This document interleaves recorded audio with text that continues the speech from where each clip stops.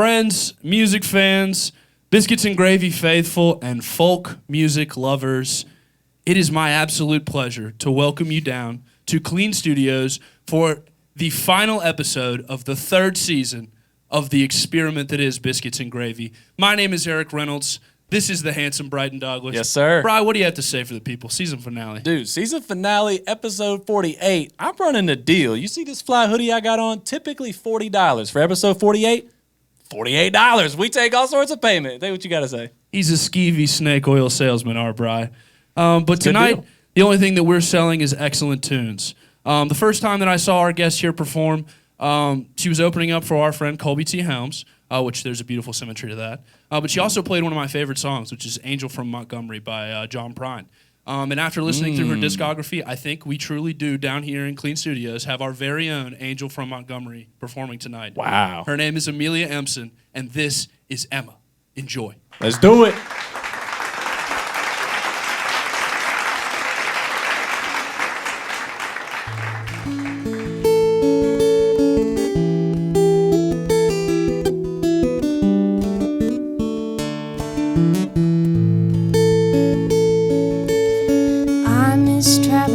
Distant places, catching up with familiar faces. Haven't left the country in just about 5 years, and now I get this lonesome feeling. It leaves my poor old head reeling, and it drags me down to the point of tears.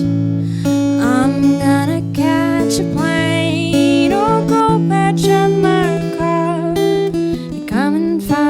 friend, wherever you are. It's been almost 4 years since I have held you close. You remain one of the ones I love the most.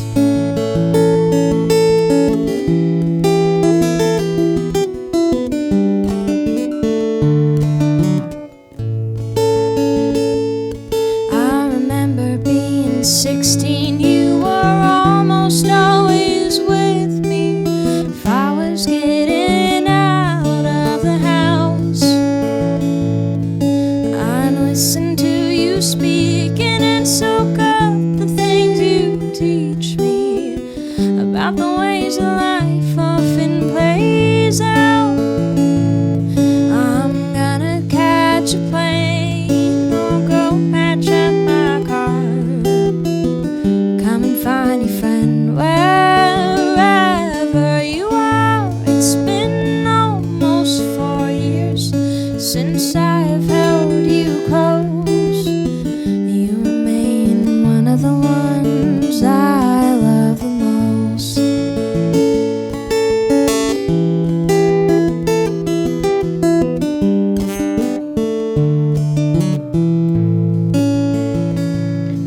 I remember we were drinking cheap rosé on New Year's Eve.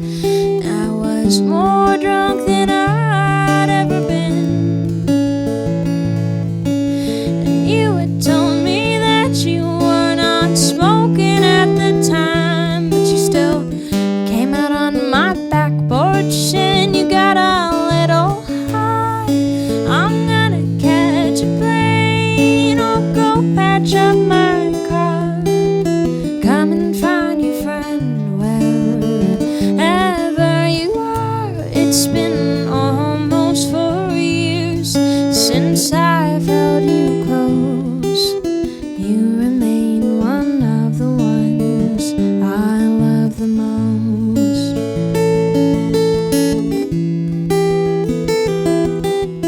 You remain one of the ones I love the most.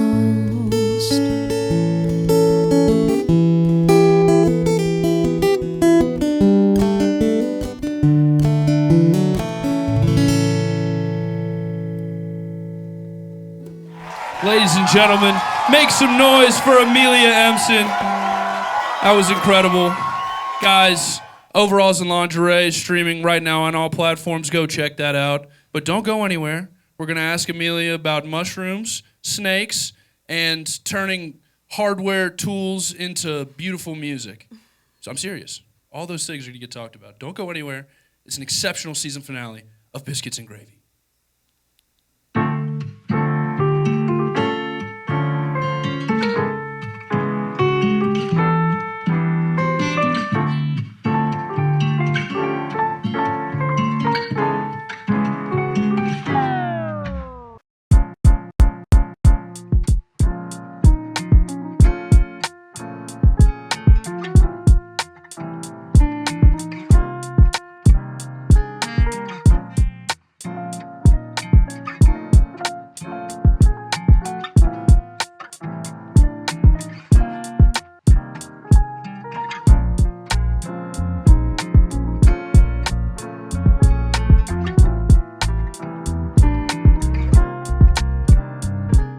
Friends, thank you for joining me down here in Clean Studios for the season finale, the 16th episode of what has been an absolutely extraordinary journey through some of the best sounds that the Valley has to offer. Like I said, we started it off with some folk country. We're going to end it with some folk country. I think there's a beautiful symmetry to that. But like I said earlier, my name is Eric Reynolds, the only late night host in Roanoke, if you're keeping track at home. And to my right is Brighton Douglas, the best sidekick in Roanoke late night that there possibly could be. This is truth. You know, the best Robin to my Batman for sure. I'm gonna sit there and call myself Batman. That's facetious. No, Brighton. It's been a phenomenal season, and I appreciate you sitting here on the couch with me. Absolutely, especially when we were on been the a great short season. couch, and bumping knees. This is true. We've come a long way. It was a good time. We have. Our lawyers negotiated with Max's lawyers, and there was this whole thing, and we settled, and We got our couch back. We got our couch back, yeah. But we had to give some things up contractually. So yep. But that's just that's arbitrage. Speaking of our producer, this is Maxwell Clean, super producer and the driving force behind the #1 podcast in Roanoke. Make some noise for him. Elegant. This is a clean production. Elegant wave. There's the beat tag. Elegant wave. There's the beat tag, and he is the one responsible for bringing on our guest for the night, Amelia Empson. Make some noise for her. Absolutely. I like the energy. Clean had the pleasure of doing sound for her at our good friends, the Spot on Kirk, and absolutely as soon as her performance ended and he was able to get his phone out of his tight little pants pocket. He texted me and said that we had to get Amelia on the show, and I absolutely agreed. Saw her, like you said, open up for our friend Colby at 5 points, and she absolutely held the attention of the whole room, like none of the other musicians in there did that night. So absolutely, thank you for joining us down here. Thank y'all so Thank you. much for having me. Yeah, make some noise. Welcome, Make some welcome. noise. Absolutely. Our studio crowd. Yeah, they love it. So many folks in They the house love it. tonight for this Big for the- season for the finale. Packed. It's packed to the rafters Yeah. in here in Clean Studios. No, but joining us all the way from Blacksburg, a place that we know and love. Absolutely. But definitely a music scene that kind of commingles with our Roanoke music scene. But yeah, just wonder if you'd start off talking about that song Emma, kind of where that comes from. Yeah, I wrote that one. I recorded my second album, like 2 winters ago now. And I wrote that song right before we finished it up. I was really missing my friend. I still have not gone to see my dear friend Emma, who lives in Arkansas, Fayetteville, Arkansas. Miss you a lot, Emma. And I was just thinking, I was working a job that I loved, but it was just, I was a farmer and managing a farm. It was very all-consuming, and just thinking about, what I would do if my car worked and all these things. And I was like, I'd probably go visit Emma. And I wrote that song just thinking about our childhood memories. I drove past Emma's house, and I was like, oh, man, I have so many good memories here. And, it was going to be a longer song, but I was like, I got to keep it to 3 verses because I could just, ramble. You just go on for like 20 minutes. Yeah. No, I think that's awesome that named it after your friend because it's a really sweet song. But so you said that came on your second project. So Yeah. is that Overalls and Lingerie? Mm-hmm. So talk to me about that project. Kind of how did that one come together? I think it's an excellent name, by the way. Thank you. I love it. Yeah. that name was, I worked at this restaurant and I had what I thought was like a black cami top, and I was like 15 or 16. I was the only woman in the kitchen, and everyone was like 30 and a dude. Yeah. And it was not a black cami. It was like a little lacy lingerie thing. I was wearing overalls. And so it kind of became our like kitchen joke. And then my boyfriend's brother was like, haha, you should write a song about that. So he's like, overalls and lingerie, pretty girl on a sunny day. I was like, I'm taking that. That's though. true. I'm So taking that right That's now. tough. Yeah. I'm taking that Yeah. right Instantly. now. I asked him if he wanted writing credits for that line, and he said no. He said he didn't need them. Damn. So, but that is Elias Sarverwolf. That's his original line. But it was my outfit, so I don't know. A little shared creativity there. That's wild. That's Okay. excellent though, because I really love that song too. I think that's probably my favorite one. Yeah, I just kind of like had that line, and then I was, I don't know, thinking about what I want to do that summer and running away with people and just going and doing all the things. And I have this mountain that I continue to hike, and people I would think about when I was on that mountain. I was like, oh, that's a good thing to think about. Just thinking about people. But yeah, that project, I had written that song like, when I was 16. So like 6 or 7 years ago. And then I kind of compiled everything. And then 2 of the songs I wrote mid-project, and that's Closer and Emma. And Closer is a song that I was like humming a line to myself, and I was like, ooh, I kind of like that. And then I came up with the chorus, and I was like, ooh, I really like that. And I couldn't stop because I was driving to go do something, and so I was writing while I was driving. Like, I grabbed a notebook, and I was like, hold me closer, hold me stronger, hold me just longer, a little longer. And then I was like swerving. It was very the bad. car back on the road. You were Very physically bad. writing it? I was writing. Yeah, I would not touch my phone, even What? though that's probably way safer. I was about to say. You've heard about I just texting and driving, so bad. I'll be like, folks. I'm not looking at my maps on my phone, and I'll like pull out my gazetteer on the steering wheel, and it's like covering up. It just gets even crazier. Yeah, man, I don't have to ask you this. You know why I pulled you over. You've got a fucking huge ledger here in your lap, and you're scrawling notes on it. You don't have any hands on the steering wheel. I assume you're steering with your knees. Actually, I don't think you were Elbows. steering because you were in between both lanes.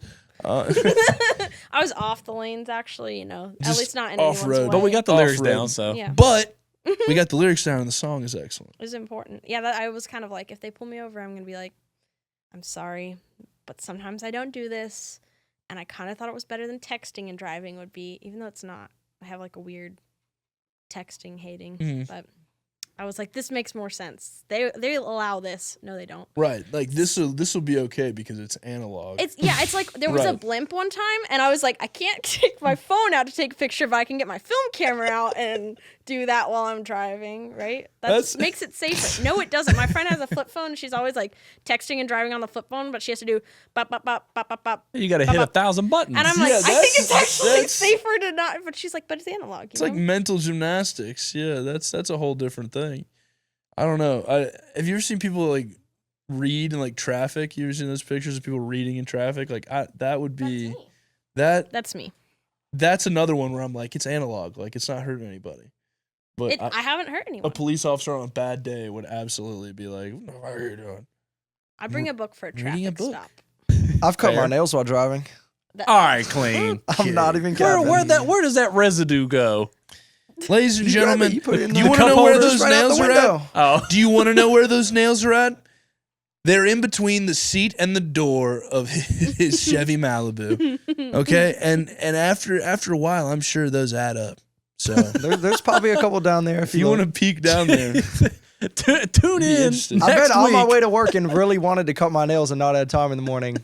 And so see, this is even crazier, and I still won't reveal where I work, but I clip my nails at my desk.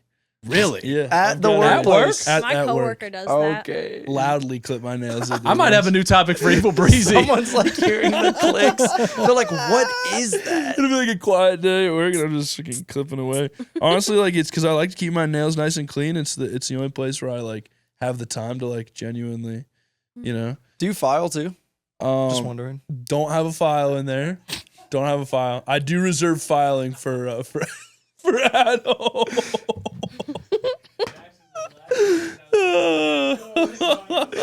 Well, I file my nails. You I was file waiting. I while know you're you do. driving? That's don't- hazardous. I probably have filed them while driving. Max, I appreciate he's like, God, I just can't get this hangnail fixed. I was waiting Just one on on it. the steering wheel. Yeah. Oh my You gotta God. clean them up. He is He is very called true. clean, man. honestly, wherever you're clipping your nails, as long as you are clipping them, There you public go. service announcement, as long as you're taking care of your nails, then it's good. It's a net good. Just get up all the little clippings and throw them away like a responsible individual, and don't shove them in between your couch cushions, like Max.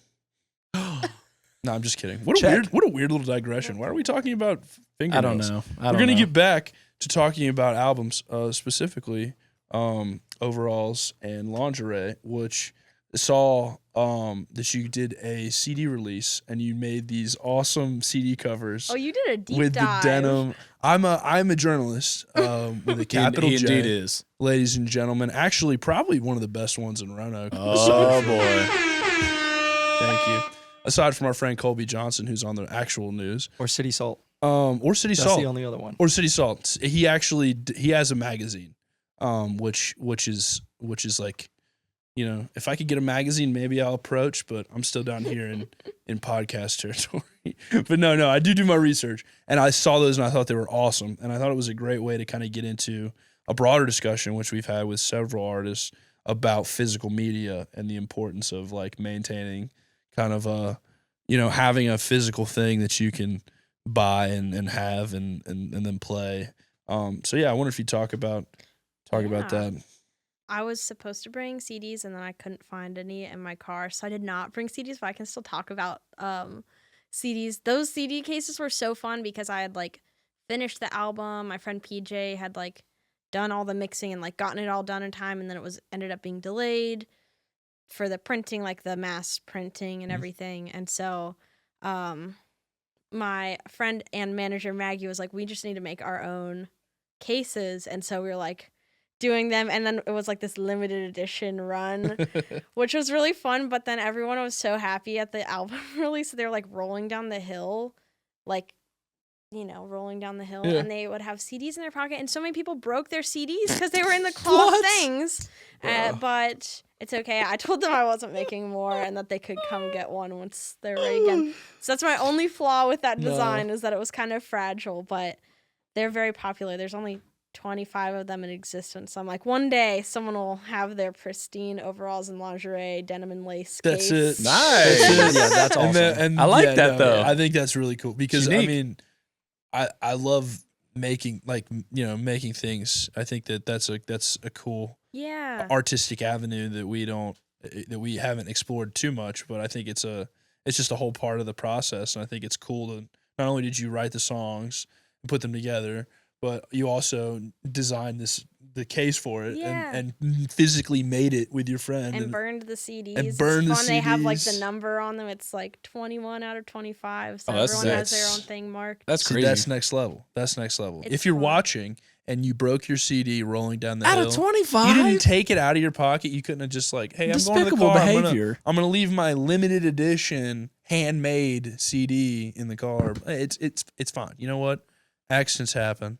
I'll just have to make another album and do another limited edition release. That's it. We'll take That's that. it. That's got carry that on because I like that. I think that's cool. If you hand make them too, it's just like a special Yeah, it for the was real so OGs. fun. I don't know. I was like, no one burns CDs anymore. I had to take off of work at my the farm I was working at, and I told my boss, I was like, Ben, I'm sorry, I need to go burn some CDs for my album release. And he goes, what is the? He texted back, what is this? The 90s? And I was like, Ben, I gotta Burn go some do my CDs. thing. And I was like, no, I'm also going to burn some cassettes, so we're really taking it back. And he was like, you're being silly. That is, that's next level. I do love I'd a see. cassette. I love cassettes. I've been collecting VHS tapes.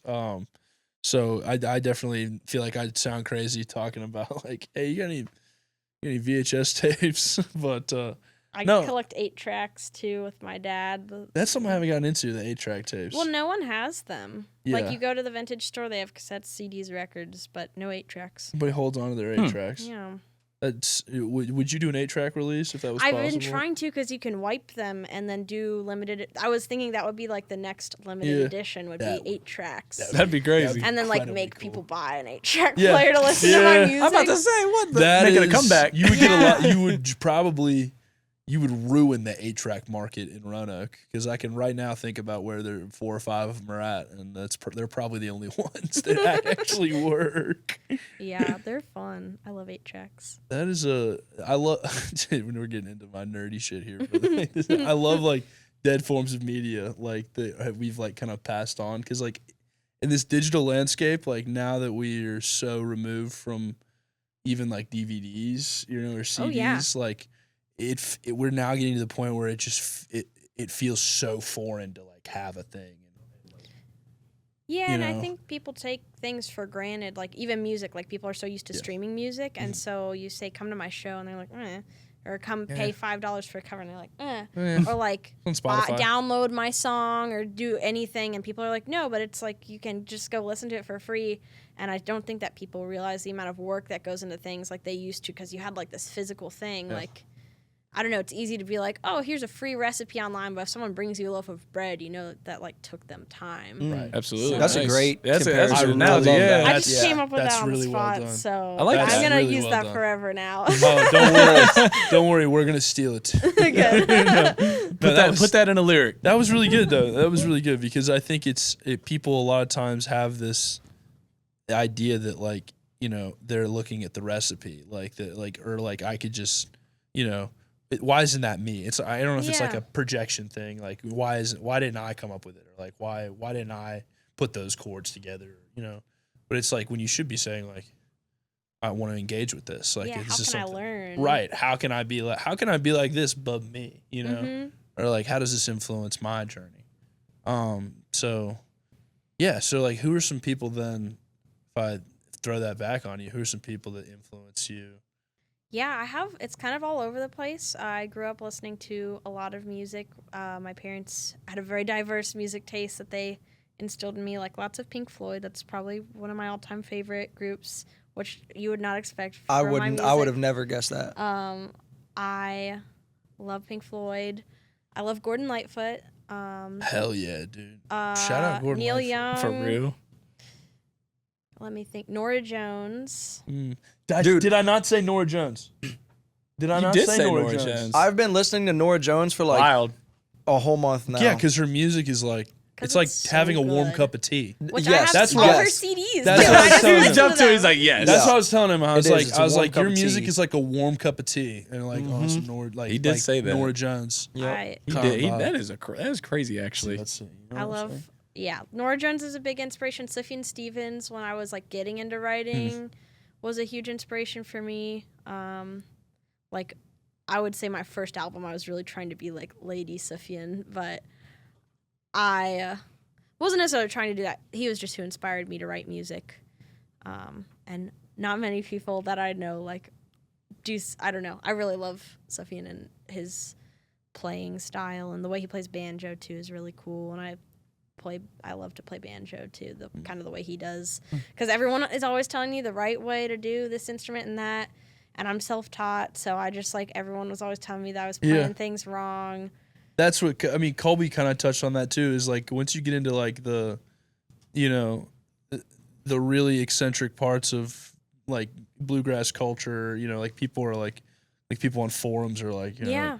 his style's not 100% right, or like, and you're like, Seriously, What is that, people tell Yeah, it's you crazy. it's not right, and it's like, how can music be wrong? And actually, Colby is one of the people who kind of encouraged me. He's like, oh, I really like this weird, like this thing you do, because I do this like backstroke with my thumb when I'm finger picking, and like that's one of the reasons Colby and I started hanging out. And he's actually like the first musician that wasn't my friend first that I started hanging out with, who was like hanging out with me, and he really liked my guitar. Everyone's always been talking about my singing my whole life, and so I was like, oh cool, the thing like I worked really hard on, like he noticed that, and he's just been very supportive and a great person. So that's what I think we found a lot, is that like musicians are the best at supporting other musicians. Yeah. Because they kind of like, we talk about having people in your corner that can give you good and valuable criticism, and it takes like a good ear to do that. So it's like, like hanging out with musicians is just kind of like natural. They kind of group together. And Yeah. And they're all like nice people most of the time until they're not. But those musicians normally don't sound very good. So That's it. It's evident in the music. Yeah. It's evident in the music. But so where did your music journey start? I grew up going to church, and so I've just like always been singing. And I kind of didn't realize that most people don't sing constantly. Yeah. Turns out. But I started like teaching myself guitar when I was 12, and I really was not taking it any kind of seriously. It was very bad until I was 14 or 15. I started going to community college because I was homeschooled, and I did a dual enrollment, and I was like, ooh, this would be a cool thing to do. And I wrote I learned the guitar and wrote like my first 4 songs in the first year of really trying to learn guitar and take it seriously. But we found a song that I wrote when I was 3 that was like a little worship song. It was very cute. I found it the other day, and it was better than a lot of stuff on, Spirit FM, which is not very hard. So sorry. Hey, I know that Ron. We know loves you're that watching one. Spirit I FM. know Ron loves that one. Ron knows. Ron's contact at Spirit FM is gonna be No, I ticked off about that one. Ticked off. They're gonna be I ticked just am off. more of an old hymns girl, so I reject all modern music. No, I don't. But like, Damn. Old I hymns don't, are I the don't, I best. don't, I Old don't, I hymns don't. are the best hymns. That's how I just think I really If appreciate we're the being tradition honest. behind it. Yeah. I can dig it, yeah. But Spirit FM used to be my alarm clock every day, so there's no shade No there. shade. No No shade. shade. No shade, And this- Spirit this was FM listen. No shade 2 to the lines. listener of Spirit FM. Sorry. Glad to get that joke off. Yeah, it was 2 lines. It's total sarcasm. But I think 3 years old is the youngest person with an original composition we've had on the show, because we always ask people where their journey started out. I think 3 years From old. what I can remember, I would would say be so. I would say so. absolutely buying away the youngest that anybody has composed an original song, which is a really cool place to start. well, I never had a melody, as far as I know. Maybe it did, so I don't know if that really counts. Doesn't need one. but Doesn't need We're one. counting it. At 3 years old, the fact that you had a song together is impressive. I should have brought it along. Should have had it here, the little piece of paper. That'd be crazy. So that's where your songwriting journey started. Was it Yeah, but 3. it really started at 14. 14 was where it kind of 15. picked up. Yeah. So what inspired, like, where is, how do I ask this without it being just a corny, like, how do you, like, where's the place that you draw like your most inspiration from? Being outside, I wish I spent more time outside. I spend a lot of time outside, but this was like my New Year's resolution, which is always my New Year's resolution, is to be outside more. And I did a really good job this year. I was outside a lot, but I still want to be outside more. I love like hiking and being out in the woods. A lot of interpersonal inspiration. Like if I go on a road trip, I normally write a song about it because I'm like, oh, I have to. So I have like, anytime I go on a trip, I'm like in the cafe, like sneaking songs. Yeah, And road trips are such emotional, like they're such a great source for, they're like movies. Yeah. There's like a beginning, like a middle, like a climax, and then like a resolution. something always happens. Too. Yeah. I feel like even if it's little, it just is like feels really big in the moment because you're away from home. So I feel like I like to write a lot if I'm traveling, especially like, I don't know, I had a trip to Kentucky last year and I was like, ooh, I'm gonna we were there for like 3 days. So I was like, ooh, this is fun. And we like used the road map to get there and like turned our phones off. And I was like, That's we awesome. should know how to use maps. Kids these days just follow the blue dot That's on their it. phone and you don't know how to read 460 west or east and then you get lost. And that was me. So I was like, we're doing this with the map. Dang. So it took a lot longer. But then I was like, I wrote a little song about it for my friend Maggie. So That's awesome. yeah, it was fun. That's awesome. I I like love to- road trips. Everything inspires songwriting. I never know when it's gonna hit. Sometimes I have really weird dreams. I have a dream journal I've just recently started keeping, which I meant to bring because I was gonna do dramatic reading, but they're very unhinged dreams, and so I like to do dramatic readings for my boyfriend every morning because I'll get up and journal, and he gets up, and I'm like, "You want to hear last night's one? It was a real heater, really banging." Heater. Really, real crazy. But That's yeah, awesome. just anything, everything. Yeah, it's like you said, it hits you while you're driving down the road. Yeah, it Gets you- does you a ride it out. lot of the time, which I've started pulling over. It's safer. That's safe. Sure. That is safe. Yeah. Yeah. I've definitely had the inspiration strike on the road before and had to like That's one of the had best to write places. something. Yeah. I will throw a voice note in. I just never check my voice notes. That's also the so thing. I have, and I do videos, and so now my Google Yeah. Photos, I was like trying to clear things out, and then I was like, that's a song I wrote, and I was like, I don't want to listen to it right Yeah. now, and so there's like thousands of songs in my Google Photos, and Built I'm paying $20 a month or something to not listen to them and just keep them just sitting keep there. them, just hoard them digitally. One day when I have unlimited funds, I'll record 50 albums. 50 albums for everyone. 52 albums, one for every week of the year. Yeah. And they'll all chart the Billboard charts. But no, as a physical media person, have you ever seen like the little recorders they do that have like the little tiny like cassette tapes? Yeah. I want one of those. My You do need friends- one of I those. do need one of those. I have a mini cassette one. That's cool. That's cool. But I want to get like I drive a 97 Camry, which the cassette player is broken right now, so it's just radio. Rip. But my Isuzu Trooper is a 98, and the CD player is broken in that, so it's just cassette and radio. So I listen to a lot of cassettes. I want to make more cassettes. I like cassettes. Cassettes are awesome. I've been getting into cassettes as well. Yeah, they're very fun. Over the past, because it's another one of the ones that like VHS, you can. There's just so many of them, and they're Yeah. at this point where like nobody wants them. And they're 25 cents. They're and then you have cheap. like Yeah. great albums that would be like hundreds of dollars on vinyl. Like Yeah. you can get like I got Harvest by Neil Young for 10 cents at a flea market, and I was like, hee hee. Yes. hee. If I had this on Yeah. vinyl, like that would be like at least $40 bucks or something. I don't know. No, and you can get a really it's like just because cassette is going out of style. You can get a really nice cassette player setup and some decent speakers for Yeah. very cheap. And listen to music. Listen to more music than Spotify could ever spit at you with its dirty little algorithm. And you picked it. Okay, now we're gonna get into a rabbit hole. I like picking random things Yeah. that you never heard of, especially on cassettes, and then being just like, weird is this gonna stuff. Is this gonna be good? It's gonna be cool. Yeah, it's Just like stick it's it like in there roulette. and like, what's this music gonna be? Have no idea. Yeah. See, that's what I've been doing with unmarked VHS tapes. Yeah, my dad and I play Yeah. vinyl roulette at the thrift store sometimes, That's and we'll be cool. like, "What is this? What's this Let's gonna get it." be? Sometimes it's Oh, really that's cool. good. That's what and you Yeah, don't it's get kinda that lost, yeah. when there's an algorithm. Yeah, I was looking at an article the other day. And it was like the intentionality is gone out of the way that we choose which media we ingest, whether it's our music or our TV shows or movies, yada yada. But like the very act of like looking at a thing and being like, or even hearing music and being like, I like this. I want to hear more from this artist. Like there's less and less of that in the process of our media consumption, and more of like, you should listen to this and you can only listen to this, like, I don't know.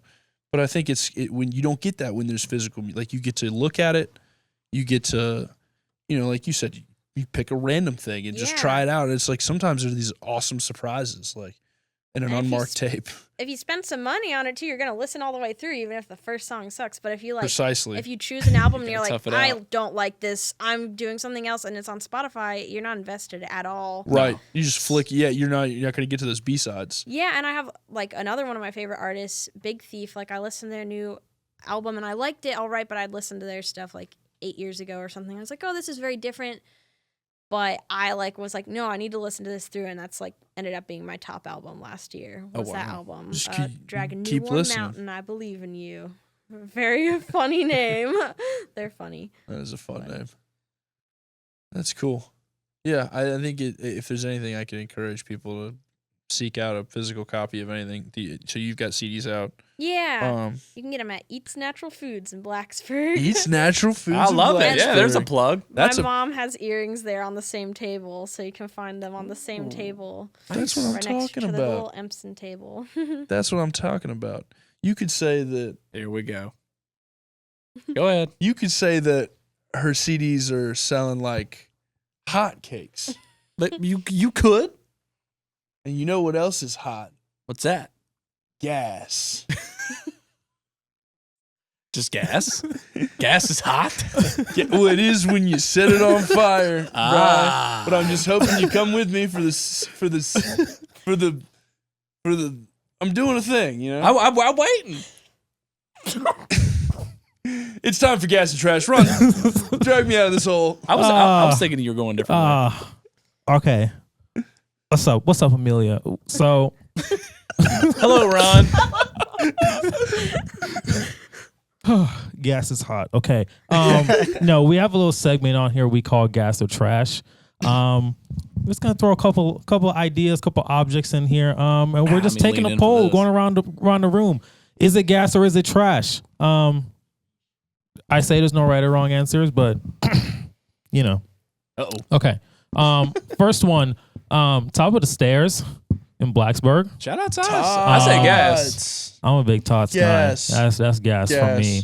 Oh my Yes. heavens. We seem to not be thinking alike here. Oh, let's. I grew up in Blacksburg, and so the only bar for me, or the only two bars for me, are the London Underground Okay.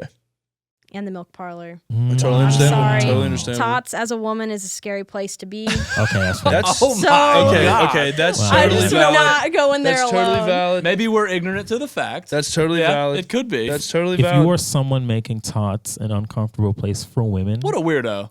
you're a weirdo. Okay, You don't Ron. need to be going to So Take a Tots. stand, Say Ron. the fuck I'm just out of saying. time. But Get shout out the to Milk weirdos out Parlor, of too. I'm Tots. glad you shouted Shout them out out. Milk Shout Parlor. out to Milk Parlor. Big It's shout the out. place to be. Shout out to Milk Parlor. I go out to the Milk Parlor alone all the time and feel totally safe there. So very, Yes. very Well, then different. It's that- got a experience. safe vibe.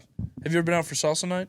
Yeah, I Salsa love night's the love best. dancing. I hear Salsa that's night's a the blast. best. Yeah. Have you played the Milk Parlor? I have. That's Yeah. Nice. I love the Milk Parlor. That's a cool venue. That's a cool venue. They've got a fun green room. Went back Yeah. there with Reese one time. That's just a cool little area to hang out. Yeah, It is the corner. I was about to say, isn't it just the corner? It is literally the corner. This motherfucking man. It's a really cool place to meet musicians. It's a magical place back there, man. Yeah, and this is just a basement, Max. Max. This is just a basement, Will. A basement Direct your anger where over we there. film the #1 podcast / late night show in America. Oh. Write it down.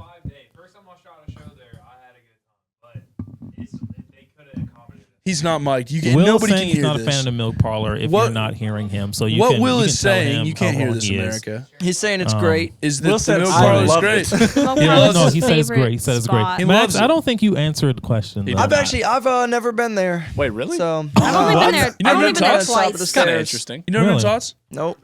We'll fix that. We'll fix that. I've only been there Well, twice, so I could have had a weird time. Maybe. Okay, I that's was true. It's gonna true. say. That's It's true. true. That's true. It's true that Tots can be very weird. It was a game night too. There are. I definitely would not recommend going when it's like bodies. But if you do hit Tots on the rare times when there's no students in Blacksburg, Yeah. it's a really cool vibe. The food's good. I've never been there when it has not been like packed, like yeah. a It's game night always thing. So packed. I think I need Yeah. to give it a chance because I Yeah. don't go out. I really don't go out in Blacksburg Yeah. when students are in town. I like to be out on the street. But I don't go to bars. Yeah. So Yeah, right now is the time. Right before they start to Oh, filter yeah. back in. Yeah, that might be the would be the time. time. Yeah. Yeah. Maybe it. I'll give it another shot. It's been a Hit him it's for been a like while. lunch on There we a have it. weekday. And Yeah, just I need like, to go yeah. for the food and not for the Yeah. like bar. 'Cause they do actually have, like, experience. good food and stuff. Just nobody ever is eating there. They're getting shit drunk on rail alcohol. All right.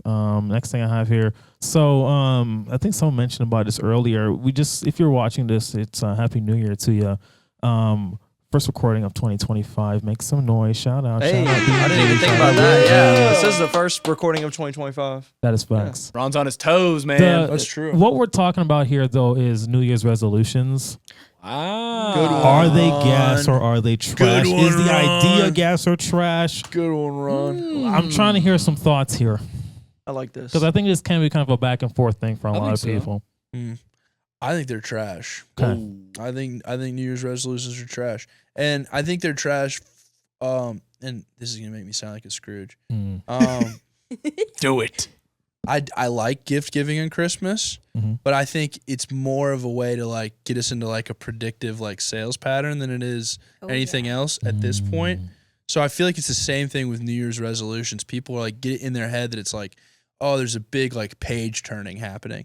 Where in reality, it's that nothing really is changing inside of you, that you couldn't have done yesterday or the day before. Like if you're going to make a resolution, the best time to make a resolution was yesterday. And the next best time is right the fuck now.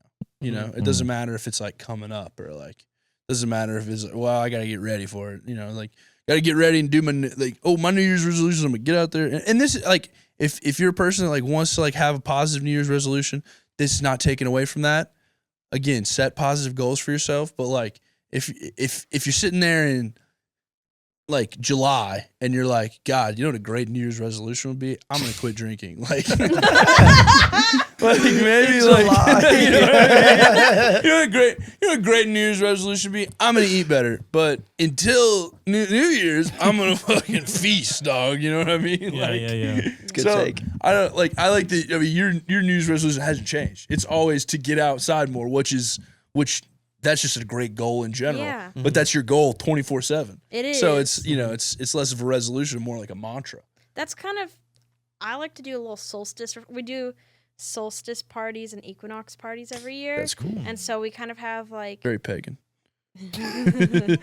we do like a lot of reflecting during that time. And especially like during the winter, I feel like it is such an introspective time, like living like the way, animals do. Because it's hard to catch up and be like, how do I live seasonally and enjoy these holidays that are based around like spending more time inside in the winter? Like that's a natural thing to do. Squirrels do it, and bears hole up and stuff like that, but also not give into the consumerism of it all because we live in like houses, right?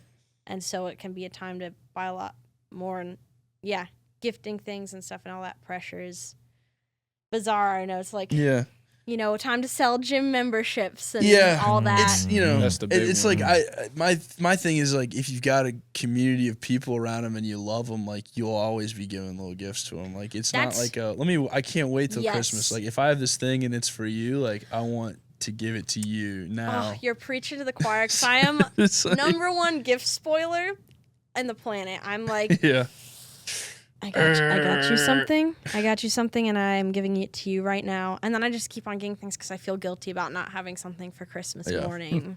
So, because it's that like because we're in that pattern. But also like I like it. It's a fun tradition. It doesn't hurt anybody. It's, I make gifts. That's my way of rejecting consumerism. Is I made a bunch of pottery this year. It's more genuine. Nice. Yeah. You make pottery? It definitely is. That's cool. awesome. Yeah. That's I want to cool. get into that more in the second half. The arts and the crafts and stuff, and really all the stuff that you do outside. But so we'll get into that more. I don't want to interrupt Ron's flow here. But no. what does everybody else think? Sorry, I'm kind of on the same mindset as you. That's you know what I mean. Like if you're realizing that you need to go do something, yes, then go do it. Yes, there shouldn't be a definitive start point set ahead of time. Right. That. I mean, because what's the time in between for? Right. If you've taken the first step of having the self-reflection, then why the put next a step time is frame go. on that and put it out in the future for you to have something for you to dread? Yeah. If you realize a change needs to be made, then like the change has already begun inside of you with the conception of that idea. Wow, now I sound like a beautiful. That's exactly how I would say it if I had those words. That's You know what I literally mean? the same The thing. change starts within you. Jesus. Kids.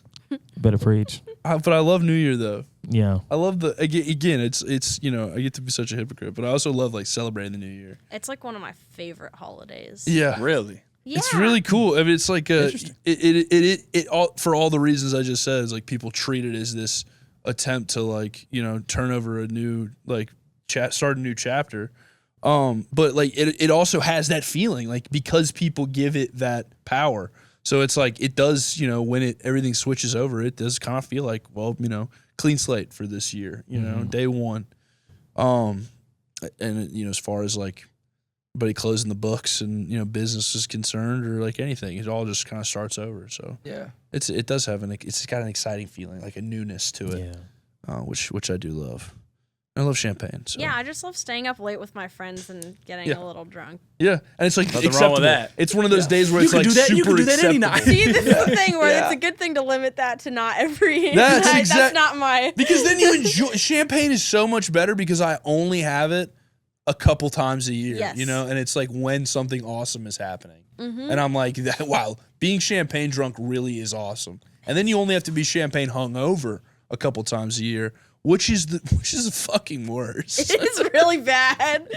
I got Too many bubbles. It's the reason I don't feel envious for the French aristocracy, because I just know that they had awful champagne headaches all the time. You know, if you just keep on drinking champagne in the morning, you never get hungover.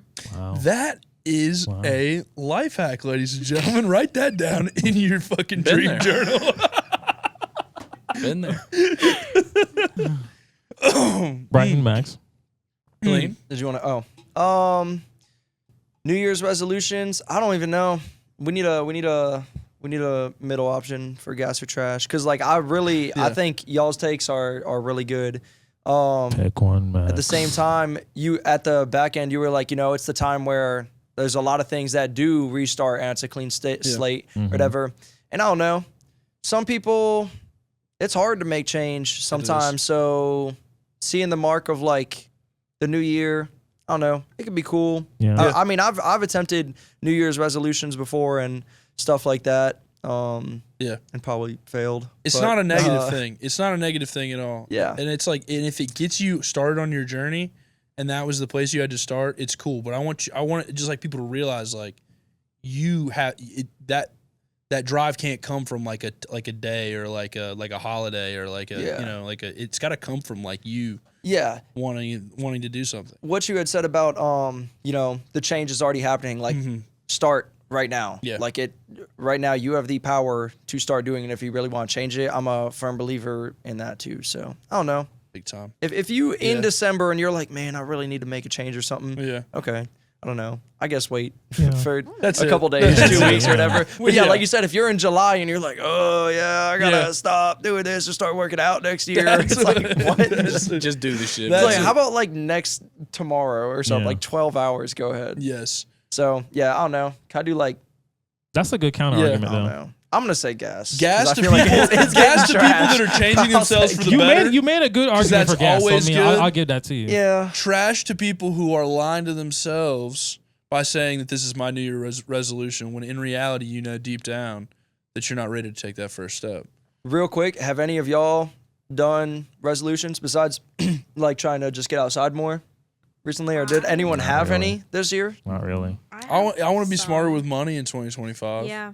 That's I'm a little bit of a spendthrift, but I also like, for me, like I spend money I won't compromise experience for money. Yeah. And it's like it doesn't have like a whole tremendous amount of value to me, I think, because maybe I don't provide for like a group of people or like a significant other. So Yeah. like I'd like to try to, save a little bit more money and be a little bit more responsible for sure.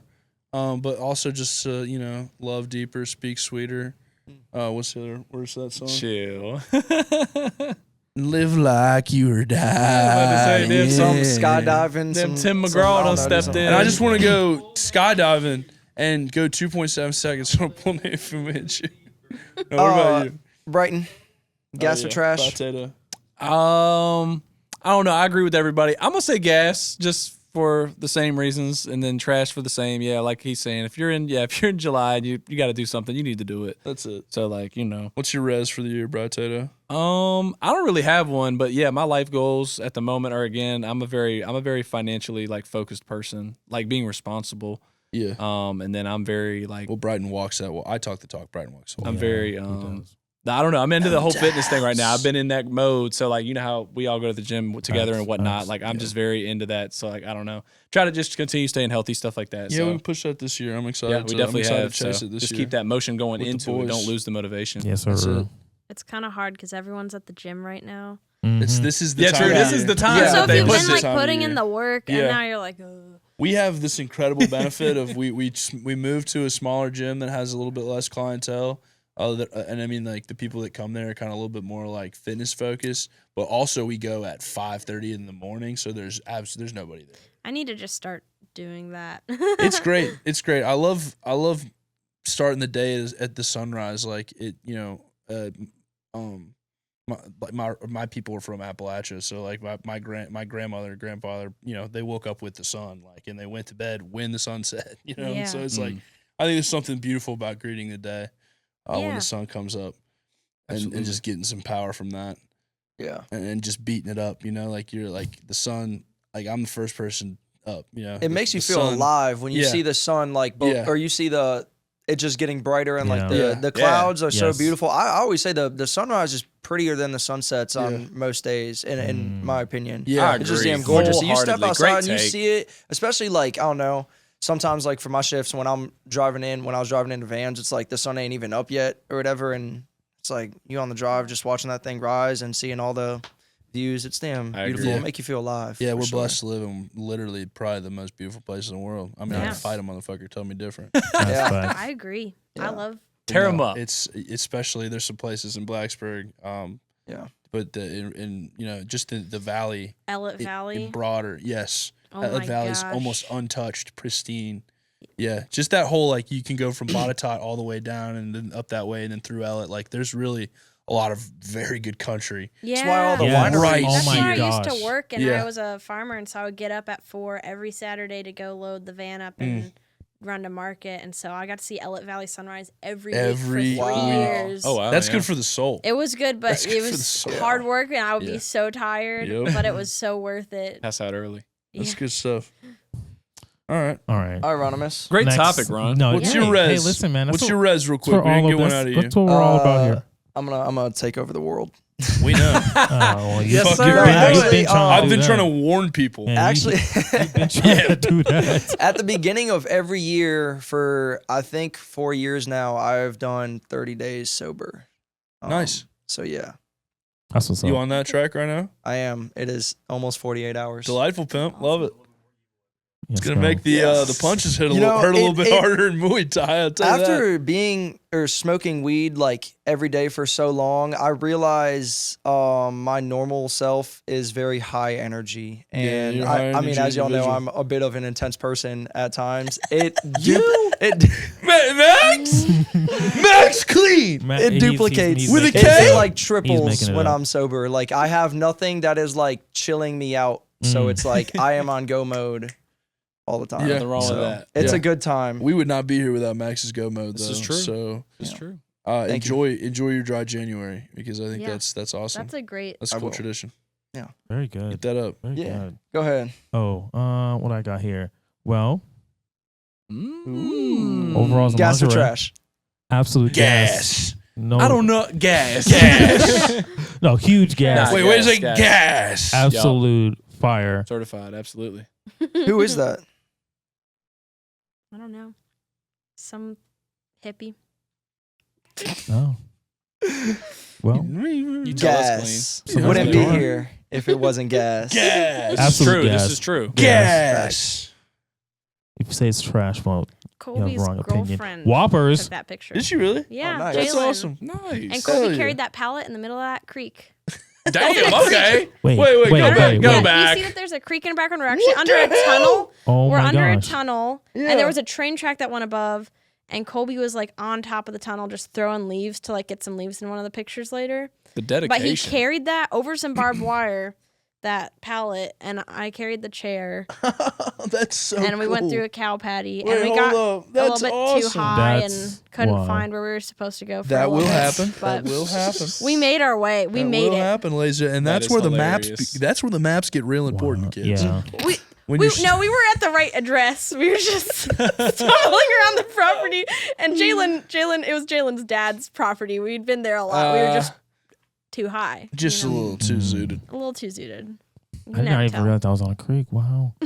Yeah, it's in a creek. Some of the other pictures, there's like some videos from that session, and it's very pretty in Gas. Franklin Wow. County. Spin it if you That have makes it even more gas. Really cool. Okay. Do y'all remember Whoppers? Whoppers. Listen. Say what you want. Underrated. I love or not- malt Gas. balls. They're Gas, so absolutely. good. Gas. Gas. Okay. Okay, there's a Underrated. better one though. Okay. Maltesers. They're British. My dad's English, so Whoa. I'm actually English. It's like too. a better Whopper. It's a better Whopper because it's made Oh. with like Europe, or I guess English is not European anymore, but like chocolate and That's- malt that's not It's true. trash. Because like Whoa. Yeah. American candy just has a really low standard for Right. itself. Mm, Yup. yeah. You What? talking to a real candy eating SOB. No. I eat candy.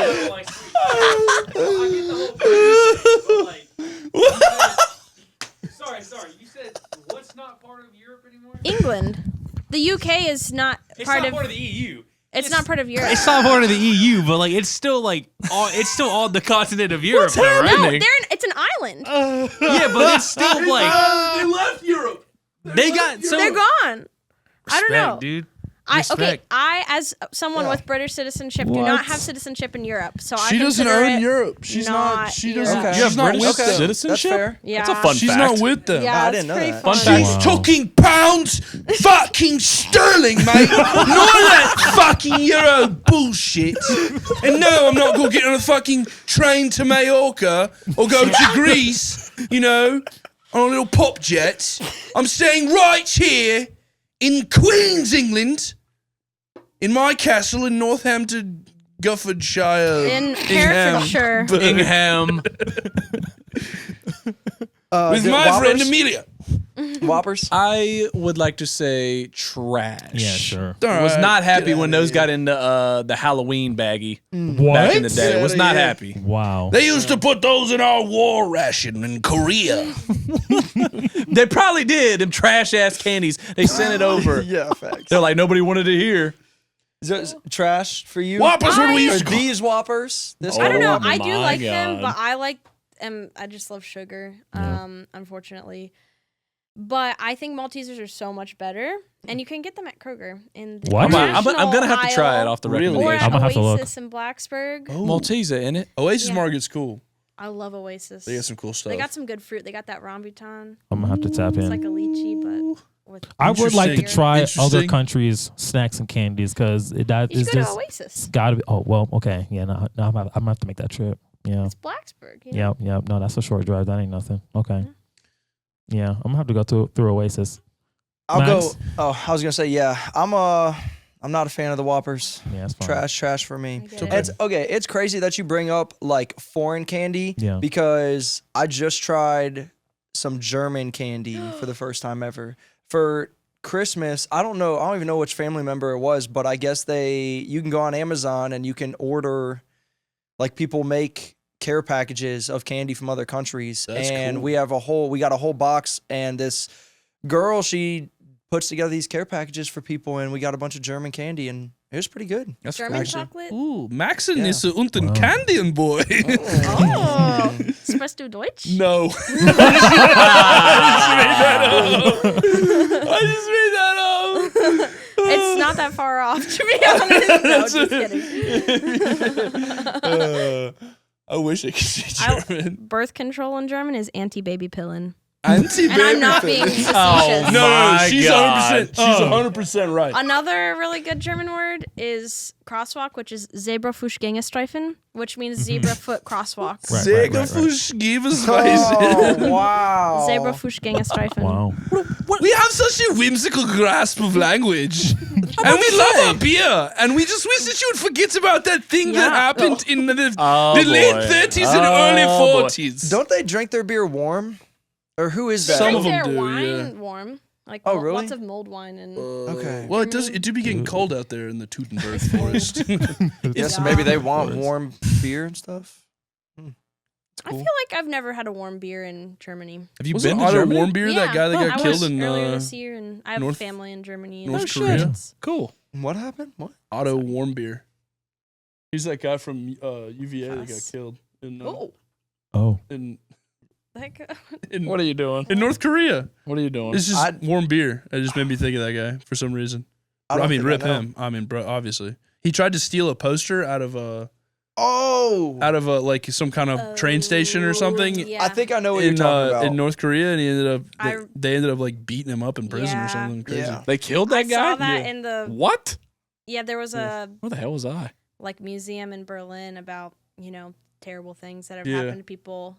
It was like the Checkpoint Charlie Museum, but they had a whole room on all the things that have Yeah. happened in Korea. That And that was makes- one of those. So Damn. That's one of the good Wow. ones. Yeah, he went to UVA. That's wild.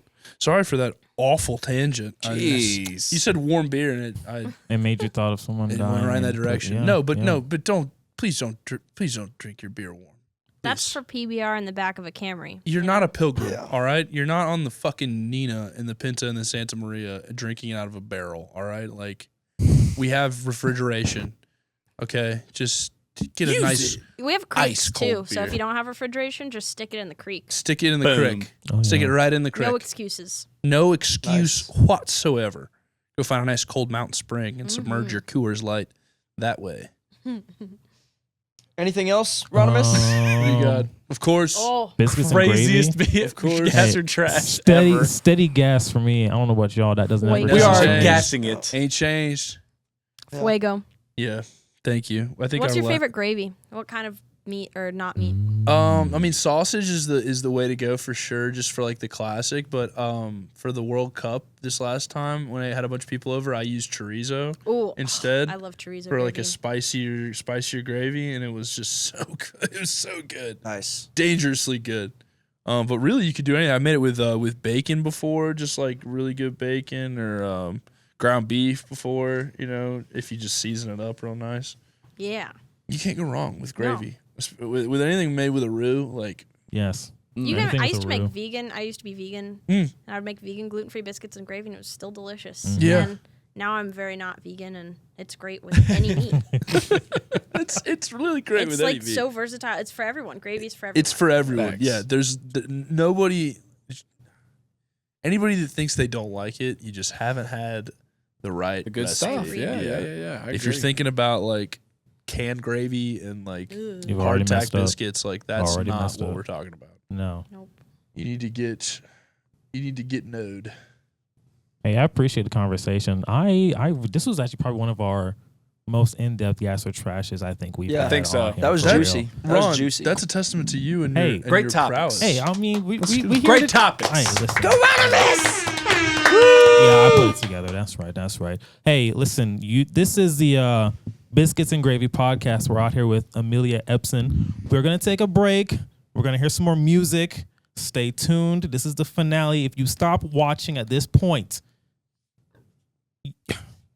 you've missed everything else, man. Stay locked in. This is B&G.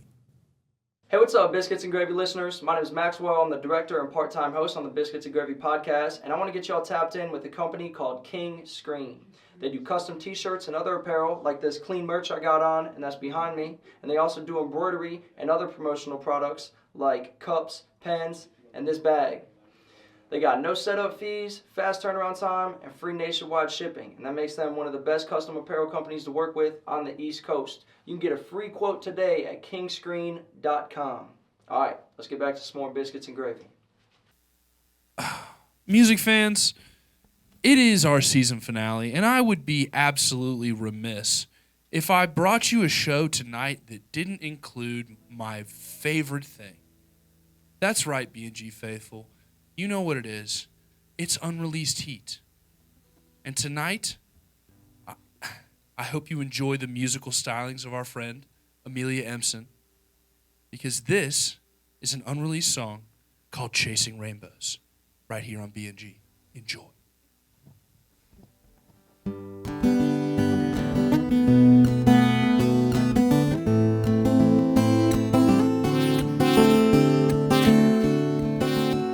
The way I've been wishing, the way I've been fishing, don't seem to be doing much good, except for getting me outside into the sunshine and put me in a better mood. I haven't caught a rainbow, I haven't caught a brown. I've seen 6 types of stoneflies crawl up to dry ground. Don't come home with dinner, I still feel like a winter spending the day by the creek in ourselves.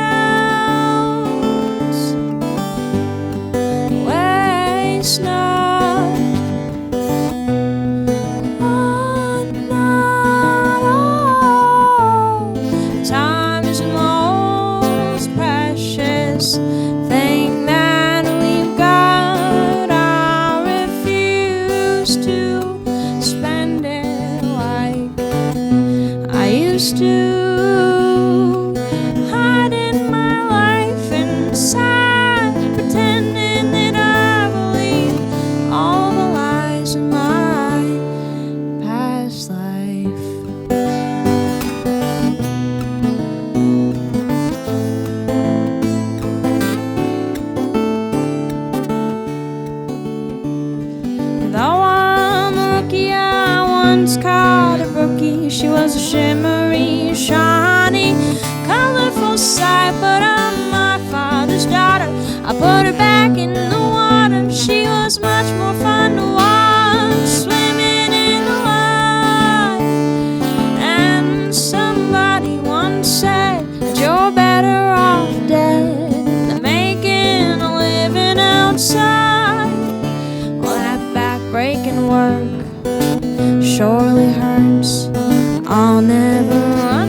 understand why they say waste not your life away. Oh, work your ass off each and every day. When I'm older, I don't know what I will say at the end of my life.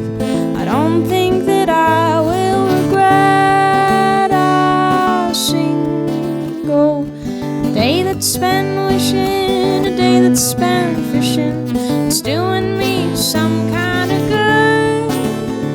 I come home with nothing but stories and something, a feeling I never could hold.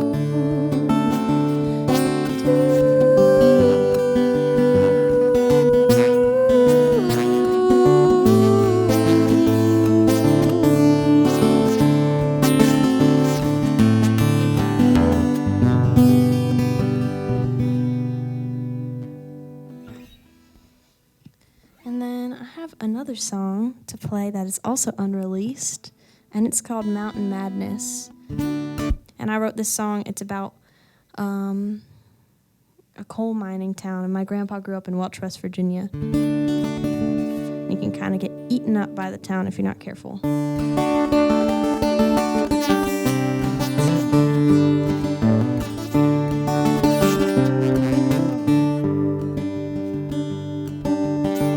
Where can I go where you don't know the things you've done, where they don't have a home? Don't you know you're looking old for the year you were born? It seems to me if you don't slow down, you've only got a few more miles left to go before the mountain madness, the valley sadness. The hills are weeping for the souls of men they're reaping. Oh, the call is blackest in the sadness you are working in. Mountain madness.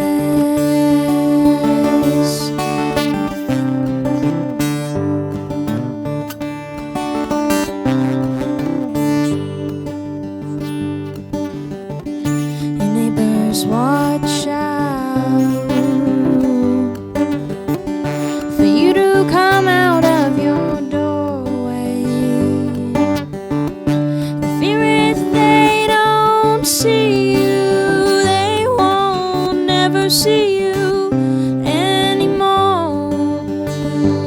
I look into your eyes to see your soul, but they're staring back at me, black as coal. This world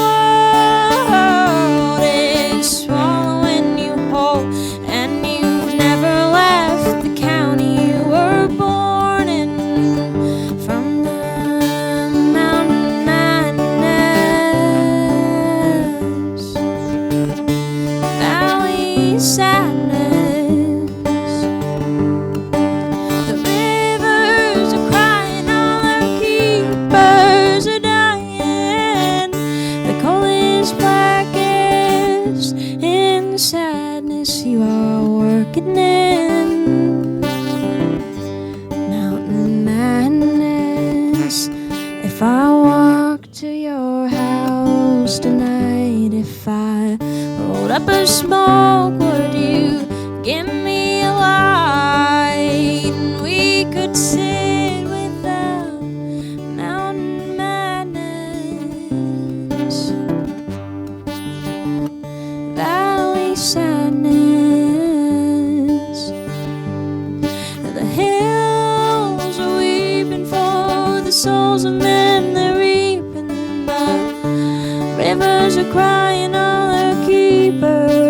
dying. The coal is blackest. In the sadness, you are stuck, stuck, stuck. In the mountain madness, you are stuck. In the mountain madness.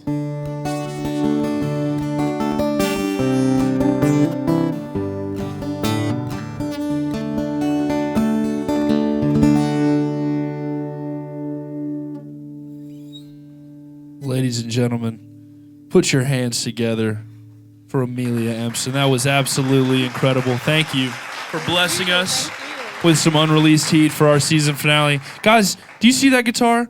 It's got 12 strings. One for every one of Max's toes. Wait, is that no, that's right. But you better keep all 12 of your fingers and all 12 of your toes inside of this ride, because it is not over yet. We got more music from Amelia. We got more chat on the couch. Just don't go anywhere. This is the Biscuits and Gravy season finale, baby. Woo!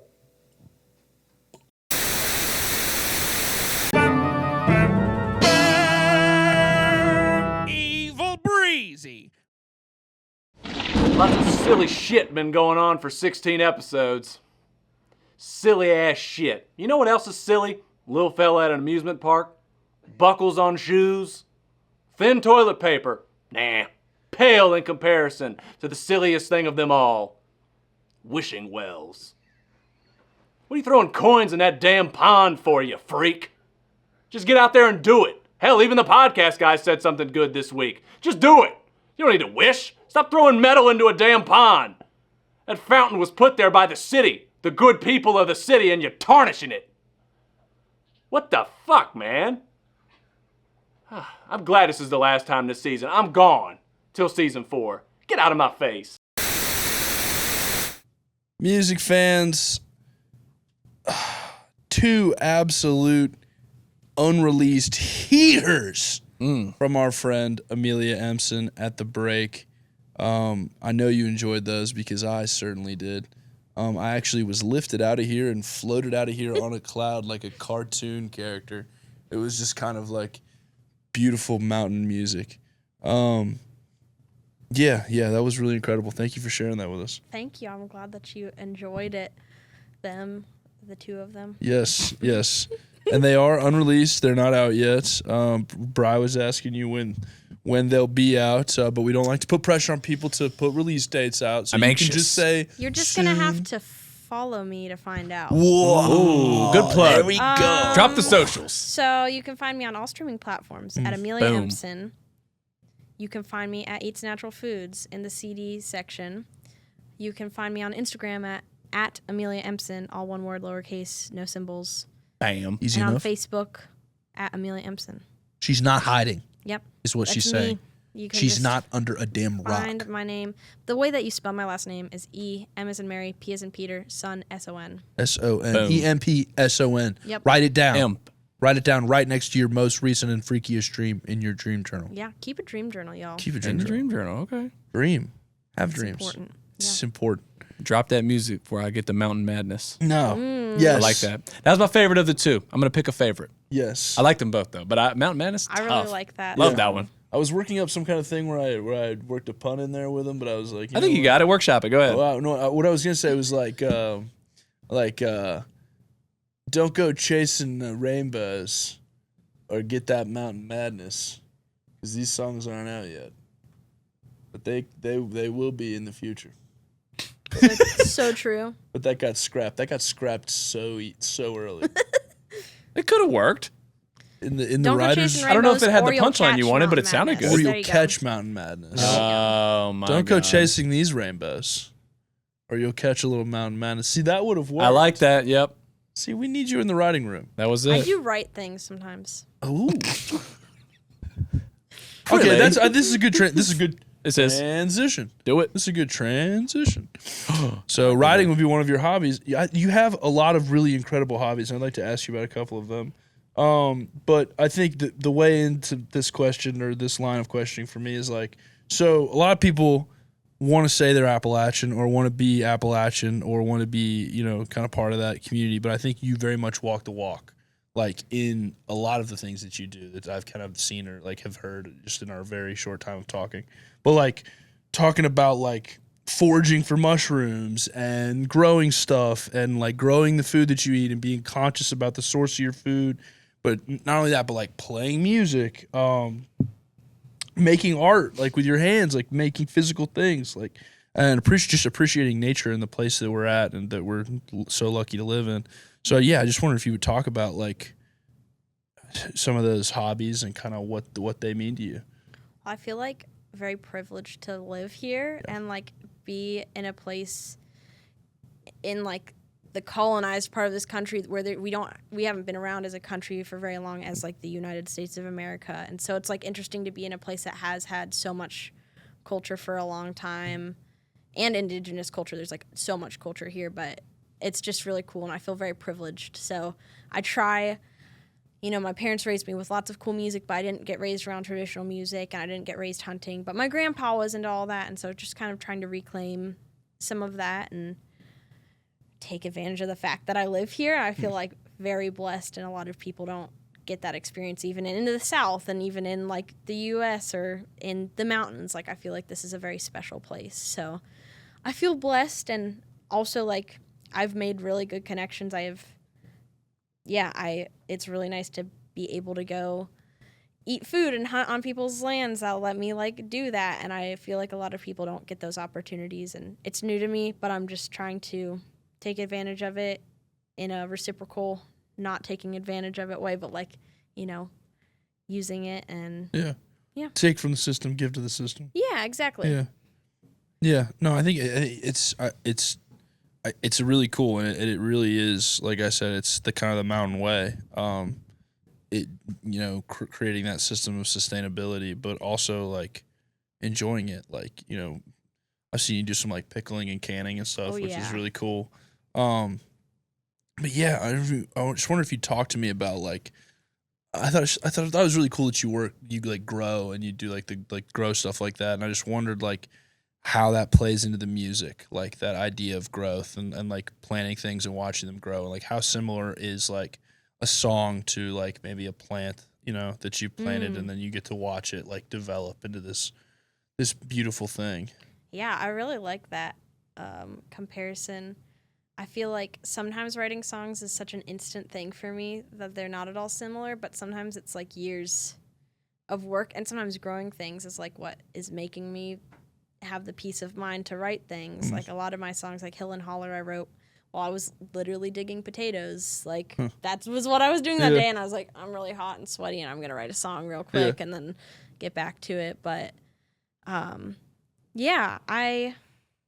love growing things, and it's interesting. I kind of grew up with that feeling like that was normal, and it's not. And it's cool to be able. I work as a community gardens manager now, so in Roanoke, which is cool because there's lots of people who grow up in cities, especially, who don't get to grow things. So I don't know. I feel like it's similar. It's a lot of it's more similar than I would give it credit for, because it's a lot of like soil prep. You have to have really good soil health, and so it's like if I'm not taking care of myself, I can't write.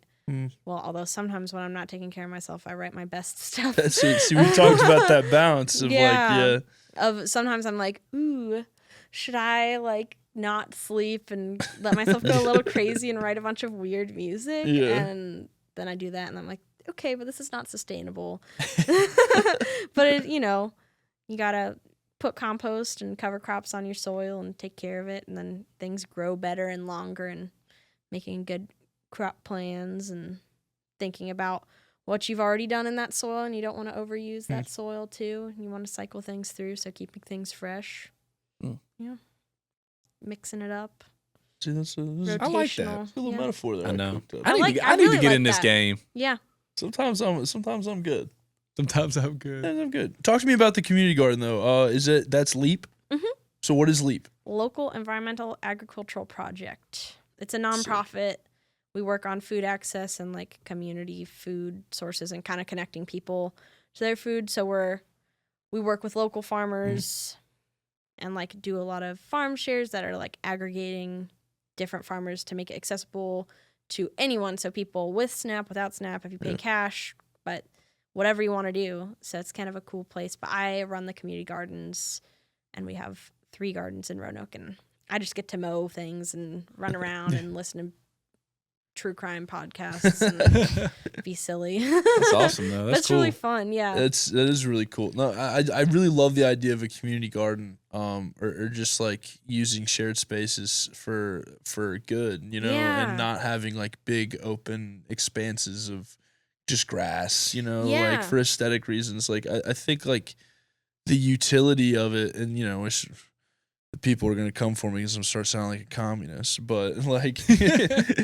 but no, it's beautiful. Like when you know you can give people who, because it's really like it's so Appalachian, you know, like you don't have a lot of land, but what land you do have, you're gonna use to grow really excellent food, and then use the knowledge that you've gained from people around you to cook that food, you know. And a lot of people just don't have those networks to get that knowledge or to even like have those resources. So I think it's cool that you provide that as like a space for them to learn.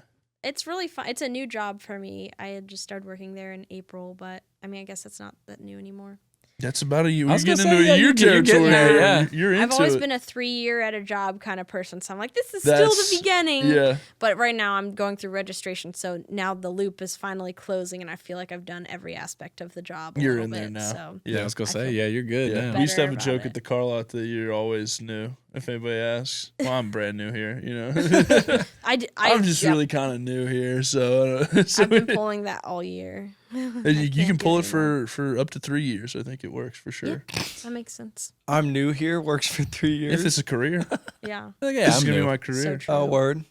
No, but so you've gotten into that, but you've been farming for a while now. So Yeah, I grew up down the road from a farm, like, and started volunteering there when I was like 11. So early. yeah, Wow, Yeah. yeah. and that was just really cool. I would go do like 4 hours of work, and then I would eat farm lunch, and then that I was like super interested in that, and I was like realized I really loved animals, and so I stopped eating meat because I was like, even where we're doing it really well, it was still like kind of hard for me. But then those same feelings now, I'm like hunting and doing my own thing, but it's the same reasons. It's just wanting the best thing for the world and the environment. But yeah, I ate a lot of good food there, and gave me a passion for local food that, again, is something I grew up with as normal. But it's funny, I'll be like, man, I'm making this like chicken soup, and it's got like local chicken and local vegetables, and I used vegetable broth from the store. And I'm like, you know what? Most people are like super excited about their one local thing they get to eat. And I'm here like, man, my veggie bouillon is ruining this dish. Or like this salt. I didn't harvest this salt myself. Right. Dang it. But at least Like- that voices in your head, you know, that's Yeah. saying like, you know, it's like, well, I could have. It's a fun challenge to pose for yourself. We're making maple syrup again this year, so then I'll have my own sugar for a bit. And then I'm going to Florida in a few weeks, and so I'm going to make some salt while we're there. Ooh, So then sea I'm salt. like, I have deer tallow from deer that we got. So I'm like, I feel like I can fully do that. I have You said some you made the bread soap from too, a right? local. You did lye? I have not done my own lye soap. I'm using lye for tanning hides. Okay, so just for tanning hides. Okay. Lye for soap really scares me because I watched Fight Club. Okay, yeah, it's scary. It's yeah. And that lye will is- like burn through you. Yeah, that's just. I used to do legit. tie dyes and like soda ash is like Yeah. a light lye, and I would very frequently melt my fingerprints off. So Oh yeah. Oh. I am kind of scared of lye, but for the hides, we made our own wood ash lye. But I really want to do some soap soon, especially if we get like a bear or something. I'm not hunting bear, but roadkill. They got the fat on them. So much fat. I want to make some bear fat soap, but I'll just do like lard soap probably. But I want to do it with homemade wood ash. I'm always like, ooh, how can I make this more homemade? And so like it's gotten to the point where I'll be like, well, I made like homemade wine, but now I need to make the jug that it lives in. So I've like started making pottery jugs. Now that's so that, cool. again, dedication. Have you ever heard of Foxfire? Yes. Okay, so it reminds me of like Foxfire, like I just have- like the wanting to like chase that knowledge back to like its root. Yeah. I'm so lucky I have this friend group that is all my age, and like none of our parents were really into this. They were more into it than a lot of people, but they weren't doing that, but we're all kind of like relearning it. So my friend Jake is teaching me to tan hides, and So cool. doing it the natural way without any like alum, which I guess alum is natural, but you have to buy it at the store. So I was watching a video of a guy scraping a hide like before the drying process had even started, and I was like, "Oh, this is the hardest part." Here. I just did that this week, but I got my deer before Thanksgiving, and I didn't salt the hide, and it's been sitting outside, and it was so gross. It was very gross, but it was fine. It's good, and now it's over. But that's so cool though. Like, it's so cool to just. I wanted to backtrack a little bit though, because I like the idea, or not like, but I thought it was interesting, the idea that like you went vegan or vegetarian, and then came back, but with the intentionality of, hey, I'm gonna do it local. I'm gonna make sure things are sourced responsibly, and also you hunt as well. And that's a new thing. Yeah, that's this year. You're getting into recently got into hunting. Yeah. But yeah, I wonder if you would talk to like, you know, just on kind of that mentality of responsible hunting, like, because I think that's the discourse now, is like, is there a responsible way to hunt? You know, is hunting part of conservation? So I wonder if you would just talk about that. Well, I mean, for me, like deer hunting, especially, like I'm not gonna go. I was talking about bears earlier. I'm not personally hunting bears right now. If there was a problem bear, I would happily like help make use of that meat or something. Yeah. But for me, I mean, like Blacksburg is culling deer with the police force, and they're getting donated to Hunters for the Hungry, but that shouldn't be getting to that point. We've removed all our natural predators of deer other than bears, which just eat them as fawns. So we don't have wolves anymore. Yeah. Coyotes don't really take down adult deer. So to me, it's kind of like we've done the damage and we need to pick up the pieces a little bit. And I would rather have a deer in my freezer than on the road. It's kind of my little mantra. That's a great point. Yeah, I like that. It also means, like, I don't know, you know, there's chronic wasting disease, and that's because of a lack of management in a lot of those counties. I'm just paying attention, you know, what counties are opening the seasons longer, like Montgomery is open longer because they have more chronic wasting disease. So just trying to be responsible with that. Virginia now offers free testing for that, so sending that in, even if you don't think your deer has it, just so you have more data, which I was really bad about this year because I was, like, trying to do a European mount of my head, and then I let it sit and just it was stinky. Gotta move quickly on those things. Yeah, quicker than 2 months for sure. Yeah. But I don't know. I think for me, I had like this personal conviction that like I couldn't kill an animal, and so then I shouldn't eat an animal. Yeah. Which is not what everyone needs to do, but it was kind of like my thing.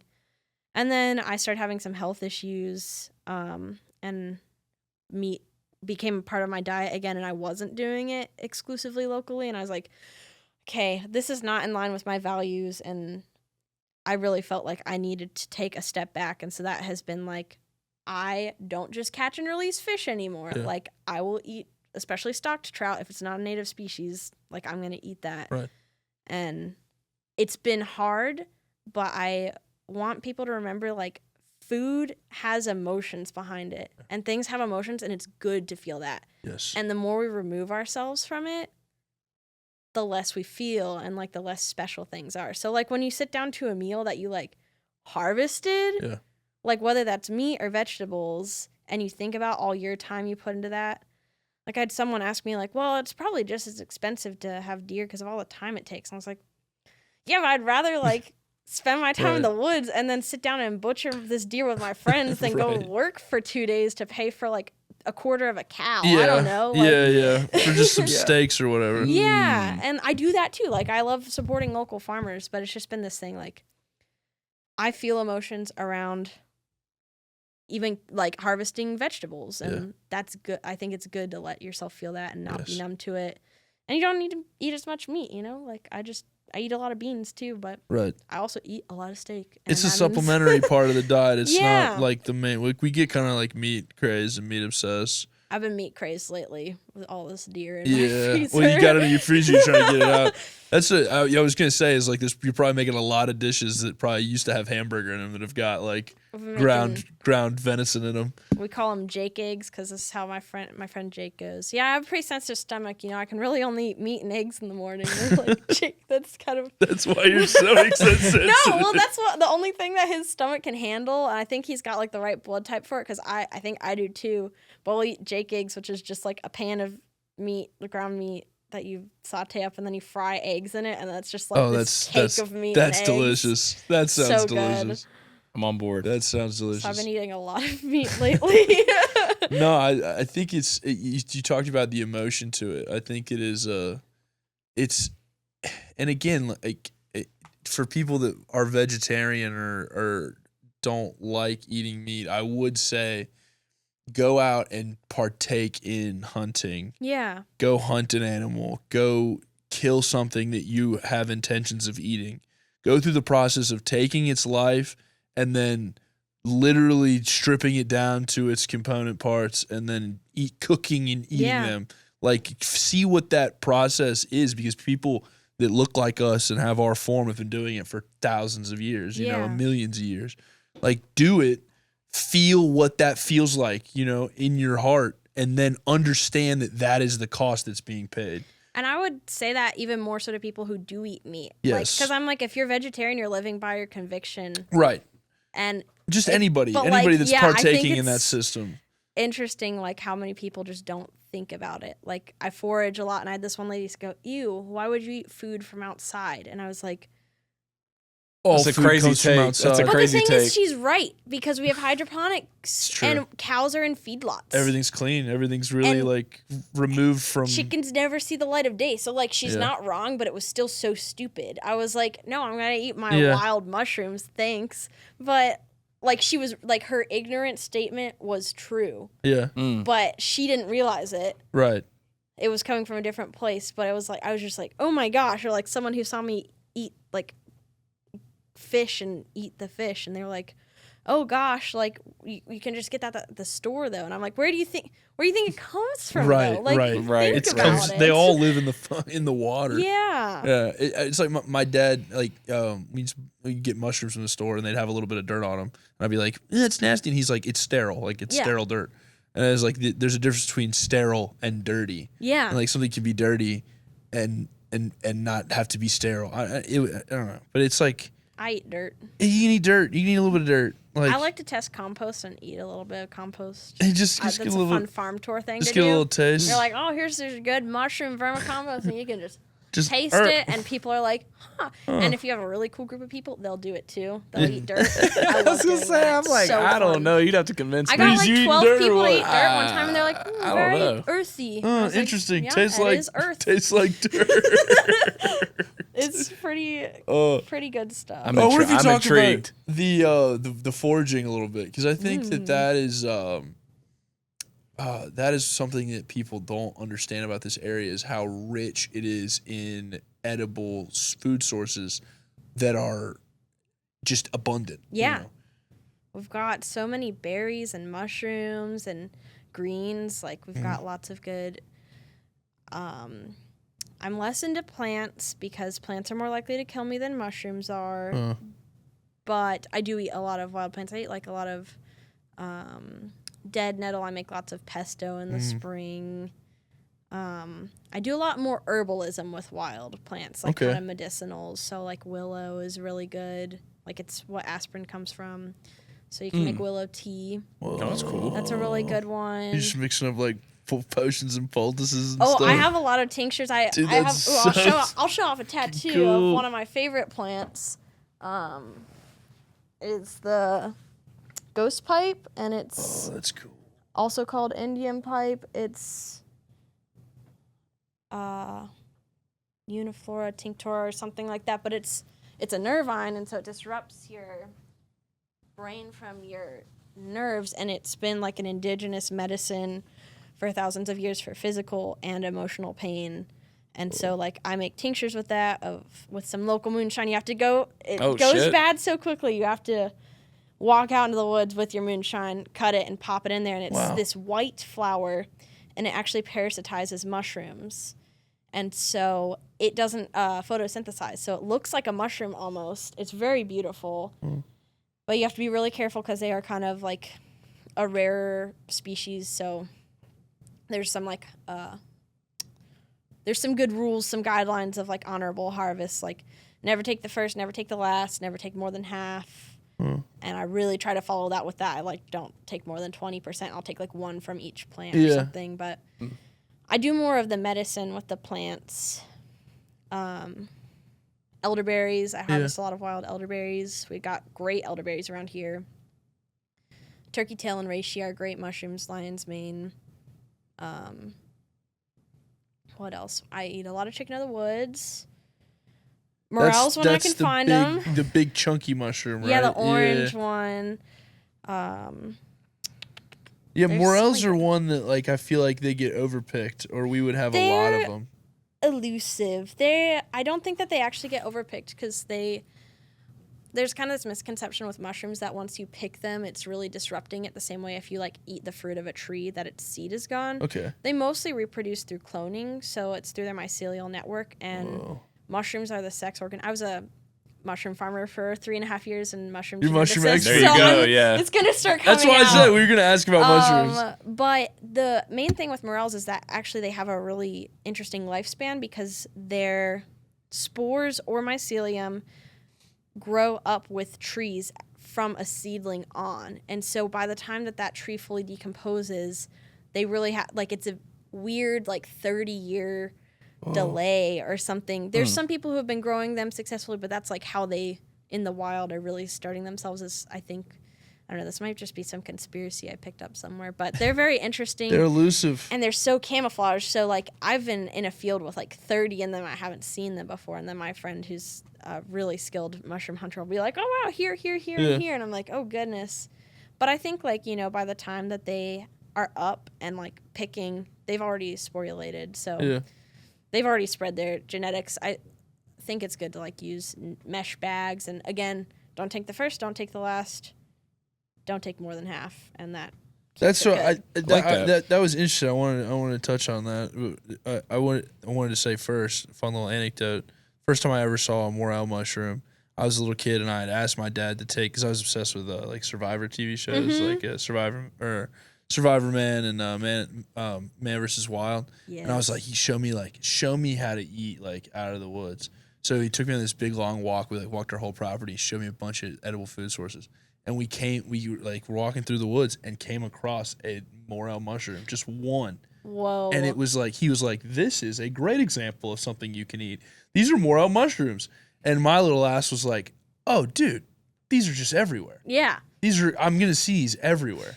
And I don't think I've ever seen one in the wild since. I've only found I found less than 10, and I have been, like, foraging has been part of my income at times because I've, like, found so many things and sold them.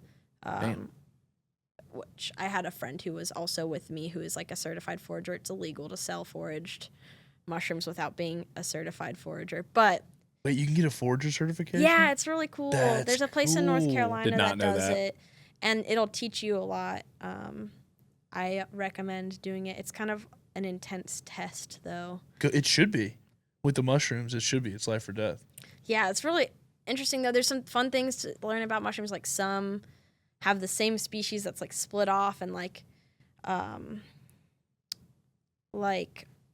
chicken of the woods is Latiporus, but there's Latiporus sulphureus, which is the orange and yellow underside, and there's Latiporus cincinnatus, which is a white underside. And the sulphureus has an alcohol interaction for some people, where if you have alcohol with it, it combines and makes it feel like you've been poisoned, but it's actually just with alcohol. But the cincinnatus doesn't have that in it, and so a lot of people think that they've been getting the wrong mushroom, but they've just had alcohol with their chicken of the woods sandwich. Chicken of the woods, yeah. That's fun. But then you can try the cincinnatus, and it doesn't have the same effect.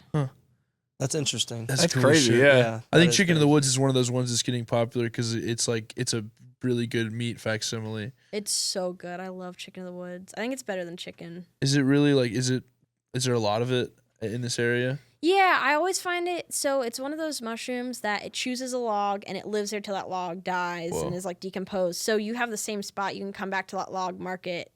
We've moved logs that like they cut down a tree and it was full of it, and so we like took the tractor and pulled it over to the farm. And then it like grows there. So cool. It's really cool, and they put out a lot of fruit. My biggest cluster I ever found was over 40 pounds. Whoa. So that's a lot of 40 food. pounds of edible mushroom, material. too. Yeah. And you Like- can fry it up, and it's like you can bread You it. can batter it and make chicken sandwiches. tenders and yeah. oh my gosh. And you can make soups. You can bake it and make like chicken fries with it. It's just so versatile.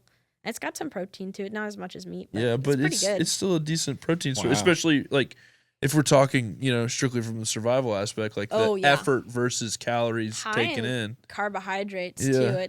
It's filling. So yeah, and mushrooms are also the only vegan source of vitamin D. So that's like a really good thing if you're vegetarian or that's vegan. cool. They're full of vitamin D, which is good for. Anyways, there's I could just go on and on No, about you. mushrooms. I wrote it down because I'm really fascinated with mushrooms. Like I really like, they're really cool in general. Just they're so weird and foreign, like an alien it Yeah. seems, and they're so beautiful, and people Ooh. like write them off because they're kind of like they're part of this like decay, and it's. I think they're awesome. That's why I wanted to ask. Do you guys do any ginsenging and stuff too? I don't touch ginseng. It's been too picked out everywhere Yeah. I've ever been, so I don't touch it. One more mushroom fun thing is I don't know if y'all have seen The Last of Us. Yeah. I saw that you grew the cordyceps. Yeah, Yeah. I was a cordyceps grower for a while, and I found some wild cordyceps this week, and I'm going to go back and culture it. I found a moth that was covered in cordyceps and attached to a tree. You were gonna start The Last of Us, aren't you? You're No, gonna get no, It's gonna get us all impossible. infected. No. Run! I have accidentally injected myself with live cordyceps culture before because the syringe went through my glove and I was fine. I have been powdering it and inhaled over a teaspoon, and it got me really wired because it is like an energizing. Is it really? It's a blood flow booster. So I really felt like I had a bad drug experience because I was so wired, and then I was like, yeah, it was really crazy. I do not recommend inhaling it. I felt like crap the next day. Is that where cortical steroids comes from? Maybe, I have no idea. That's crazy. But it's a really cool mushroom that a lot of people are very afraid of, but it's really cool. And it's super tasty if you cook it too. It's like sweet. I don't know if you've ever had chanterelles, but it's very similar Yes. to chanterelle. Yeah. Yeah, that's one of my favorite mushrooms. I think it's like I have like some soul herbs and stuff, like the ghost pipe has gotten me through some rough times.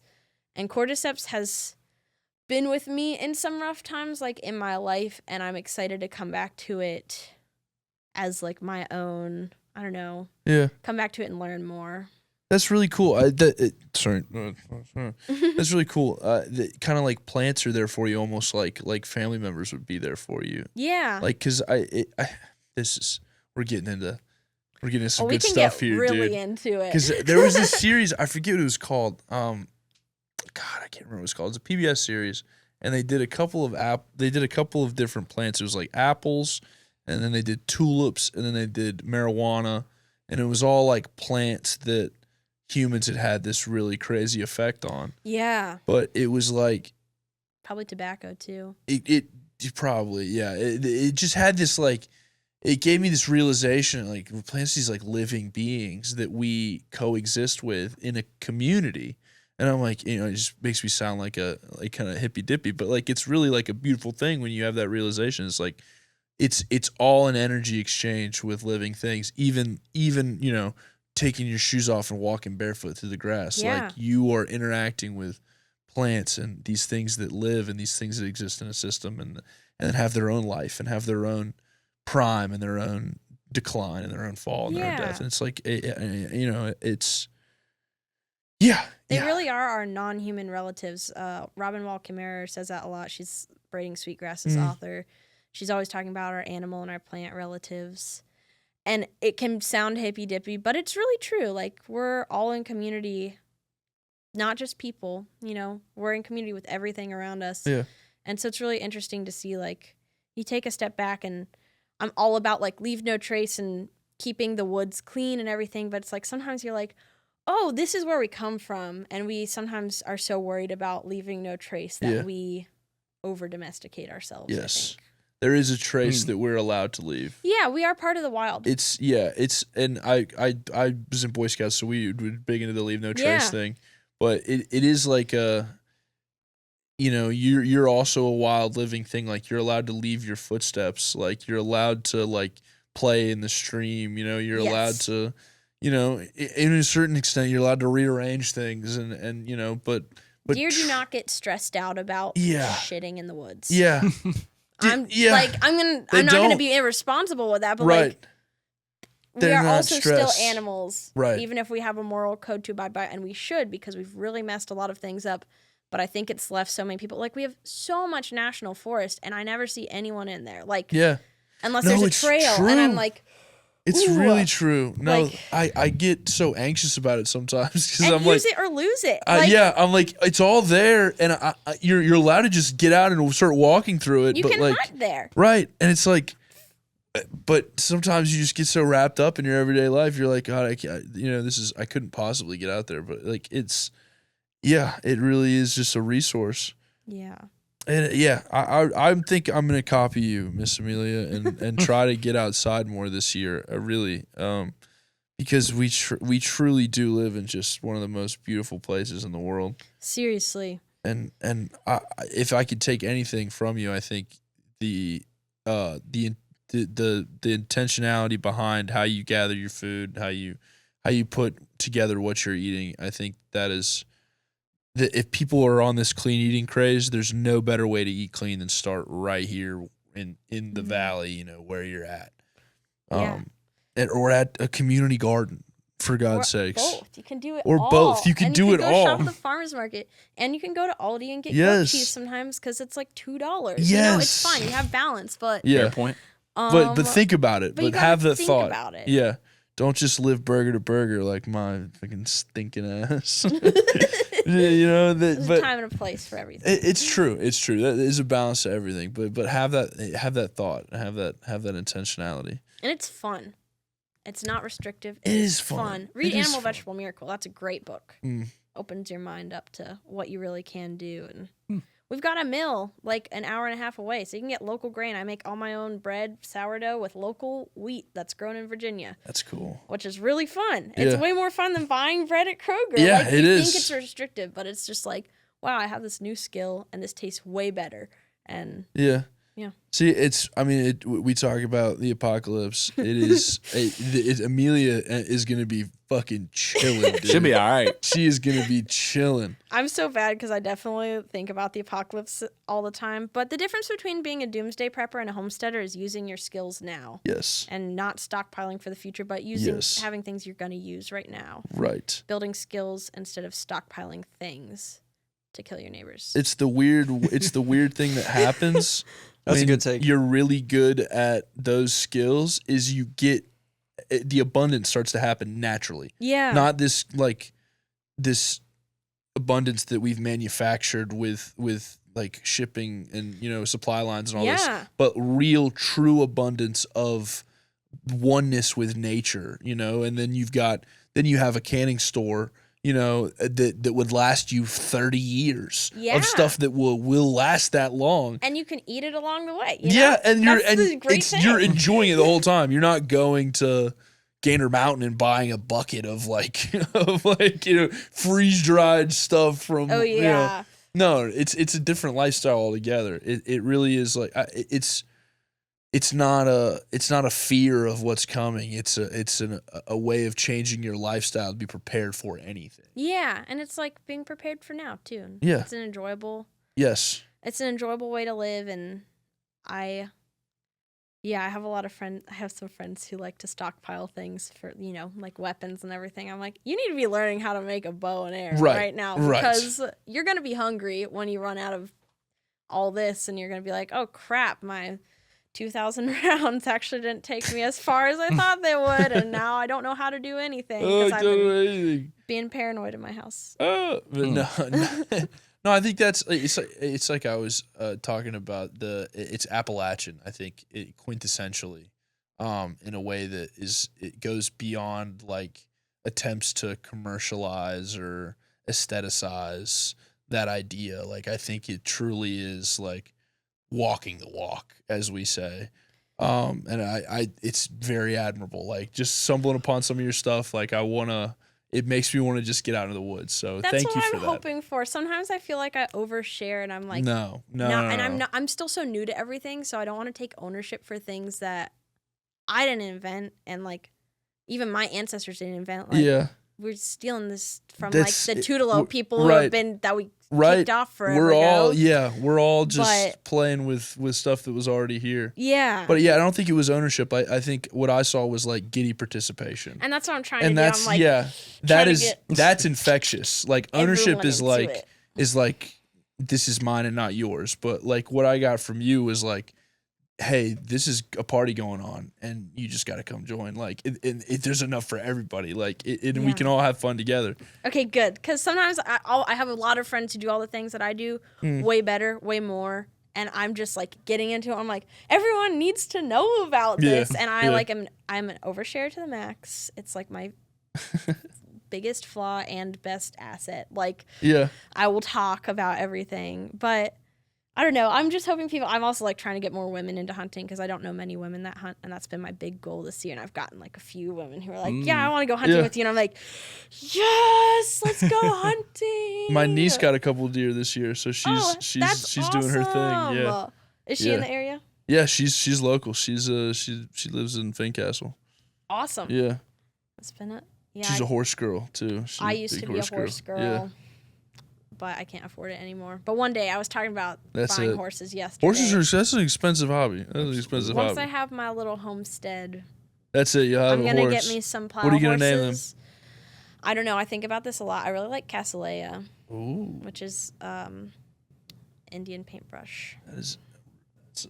That's an awesome name. That's an awesome name. I'm digging it. That's a really awesome name. Cassaleya? Yeah, Cassaleya. There's a song by Molly Tuttle called Cassaleya. Oh, okay.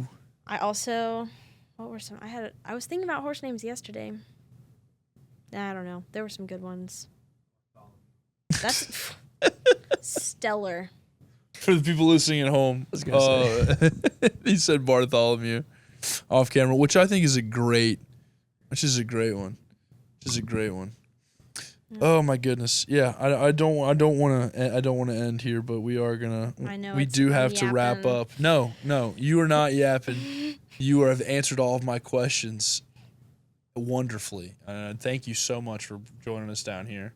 And talking about all this cool stuff. We really didn't talk much music second half. I had a lot of like non-music questions for you, so I apologize.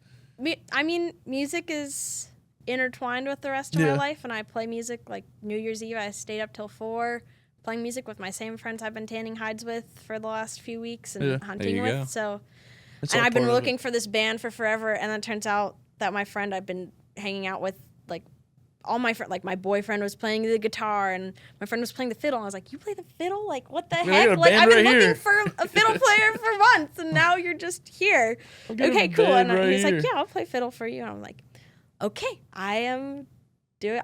Everything is where it's supposed to be. So I like it. Yeah, it's fun. That's cool. That is really cool. It is. It's. You got a lot of awesome things going on. Keep it up. I try to keep busy. Yeah, you're the best kind of busy. You know, like not the busy like work. You know, rat race like grind. You know, for nothing. But like toiling, you know, in the earth and watching things grow and not just doing that, but sharing that knowledge with people through the community garden is so awesome. And yeah, just a lot of cool facets to you. So really appreciate you coming down. Well, Absolutely. Thank y'all for having me out. This has been really fun. Yes. We appreciate it. Yes, we got a little bit more music from you coming. But yeah, just thank you. If ladies and gentlemen, if you can take anything from today, just go out and walk through the woods. Do that for me. It's easy. You don't have to take your shoes off, all right? And you don't have to eat any mushrooms if you don't want to. But I would ask Amelia first. But you should. Which ones are good? But you should. You should eat a chanterelle. But yeah, just get out there and maybe look around. You know, we got a lot of beautiful sounds in this valley, and there's a lot of beautiful places to go listen to them. So, take your tape player with you, take your CD player with your Amelia CD, and go find a cool place and do it with friends, and plant a garden. Get some seeds down. We got springs coming faster than we know, and the planting season is quickly approaching. Our broadening planting season with global warming, but that's a topic for another day, kids. But there's a lot of beautiful, beautiful country out there to explore if you get off of the road. But yeah, ladies and gentlemen, it's been a phenomenal season. I think this is an awesome guest to end on because it really is. I think you very much tie up a lot of the messages we've been trying to put together in just kind of like living what you want to do, like speaking it into existence and participating in the kind of lifestyle that you want to have. And I think you're a great example of that. So appreciate you coming Thank you down. so much. That makes me feel good. Yes. Yes. And the music is good too, guys. We're a music podcast. Can't forget it. We're not a mushrooms podcast, but you learned a whole hell of a lot about mushrooms tonight. I was trying to soak that shit in. No, we appreciate you. We appreciate all of you for joining us. It's been a roller coaster of a season, but a roller coaster that really only went up. We started good, we stayed good. We gave you beautiful, exceptional music, both unreleased and released. It's been really wonderful, and I just want to thank you all from the bottom of my heart. I want to thank my good friend Max. I want to thank Brighton for joining me. I want to thank old Will behind the camera, who's cranking up a nice middle finger for me. I want to thank Ron, who has a curfew, for being a part of this team too.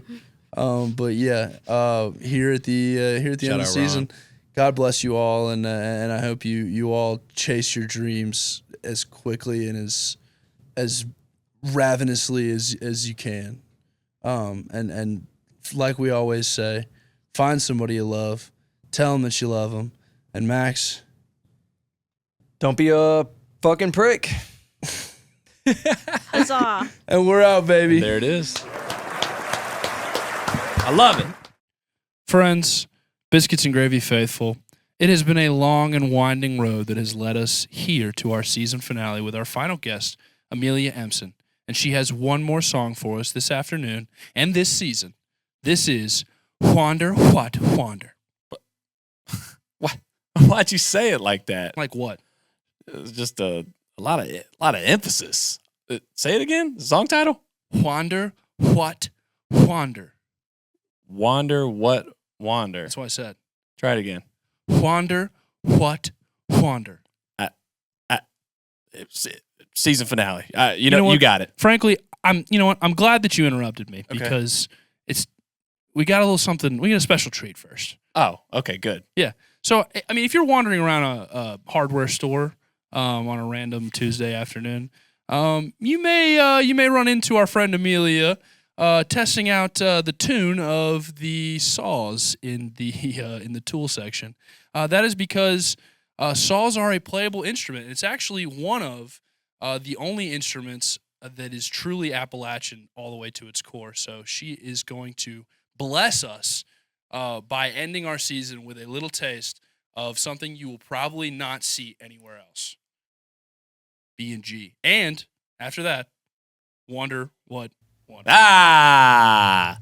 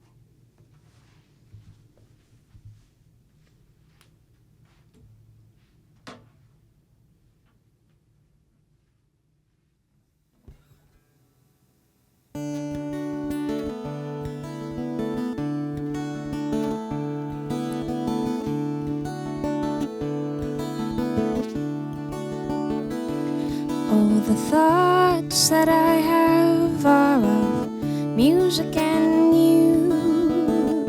Bees in the trees, ghosts in the color blue, strange roads and towns cold, bricks, bugs, sounds in a low.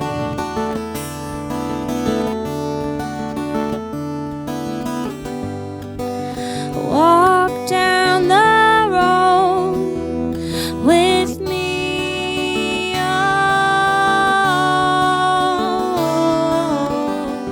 and take up time other than in my mind.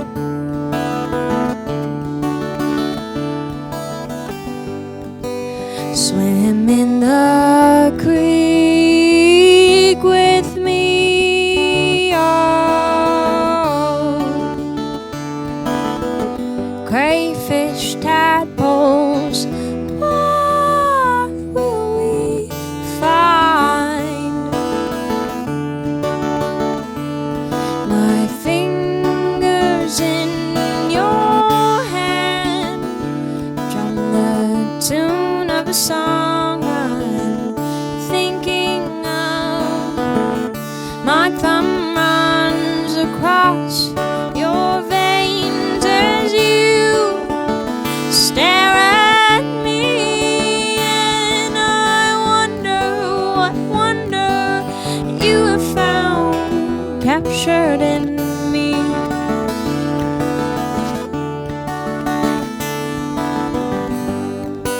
Sleep in the woods with me, oh.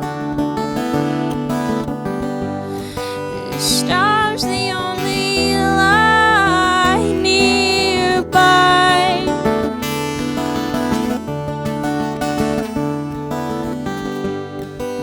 Talk through the night with me, oh, underneath an open sky. Your hand in small of my back makes my heart flutter as we sit atop haystacks. I try to talk but just stutter. Oh, why am I so nervous to be with someone I love so much?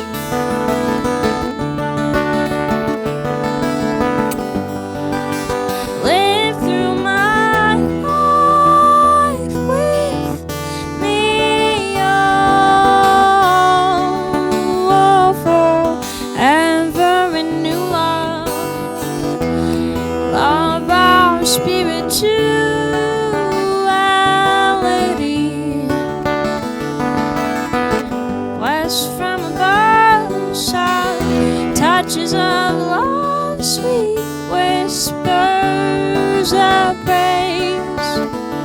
While my thoughts are of you and of music and bees in the trees.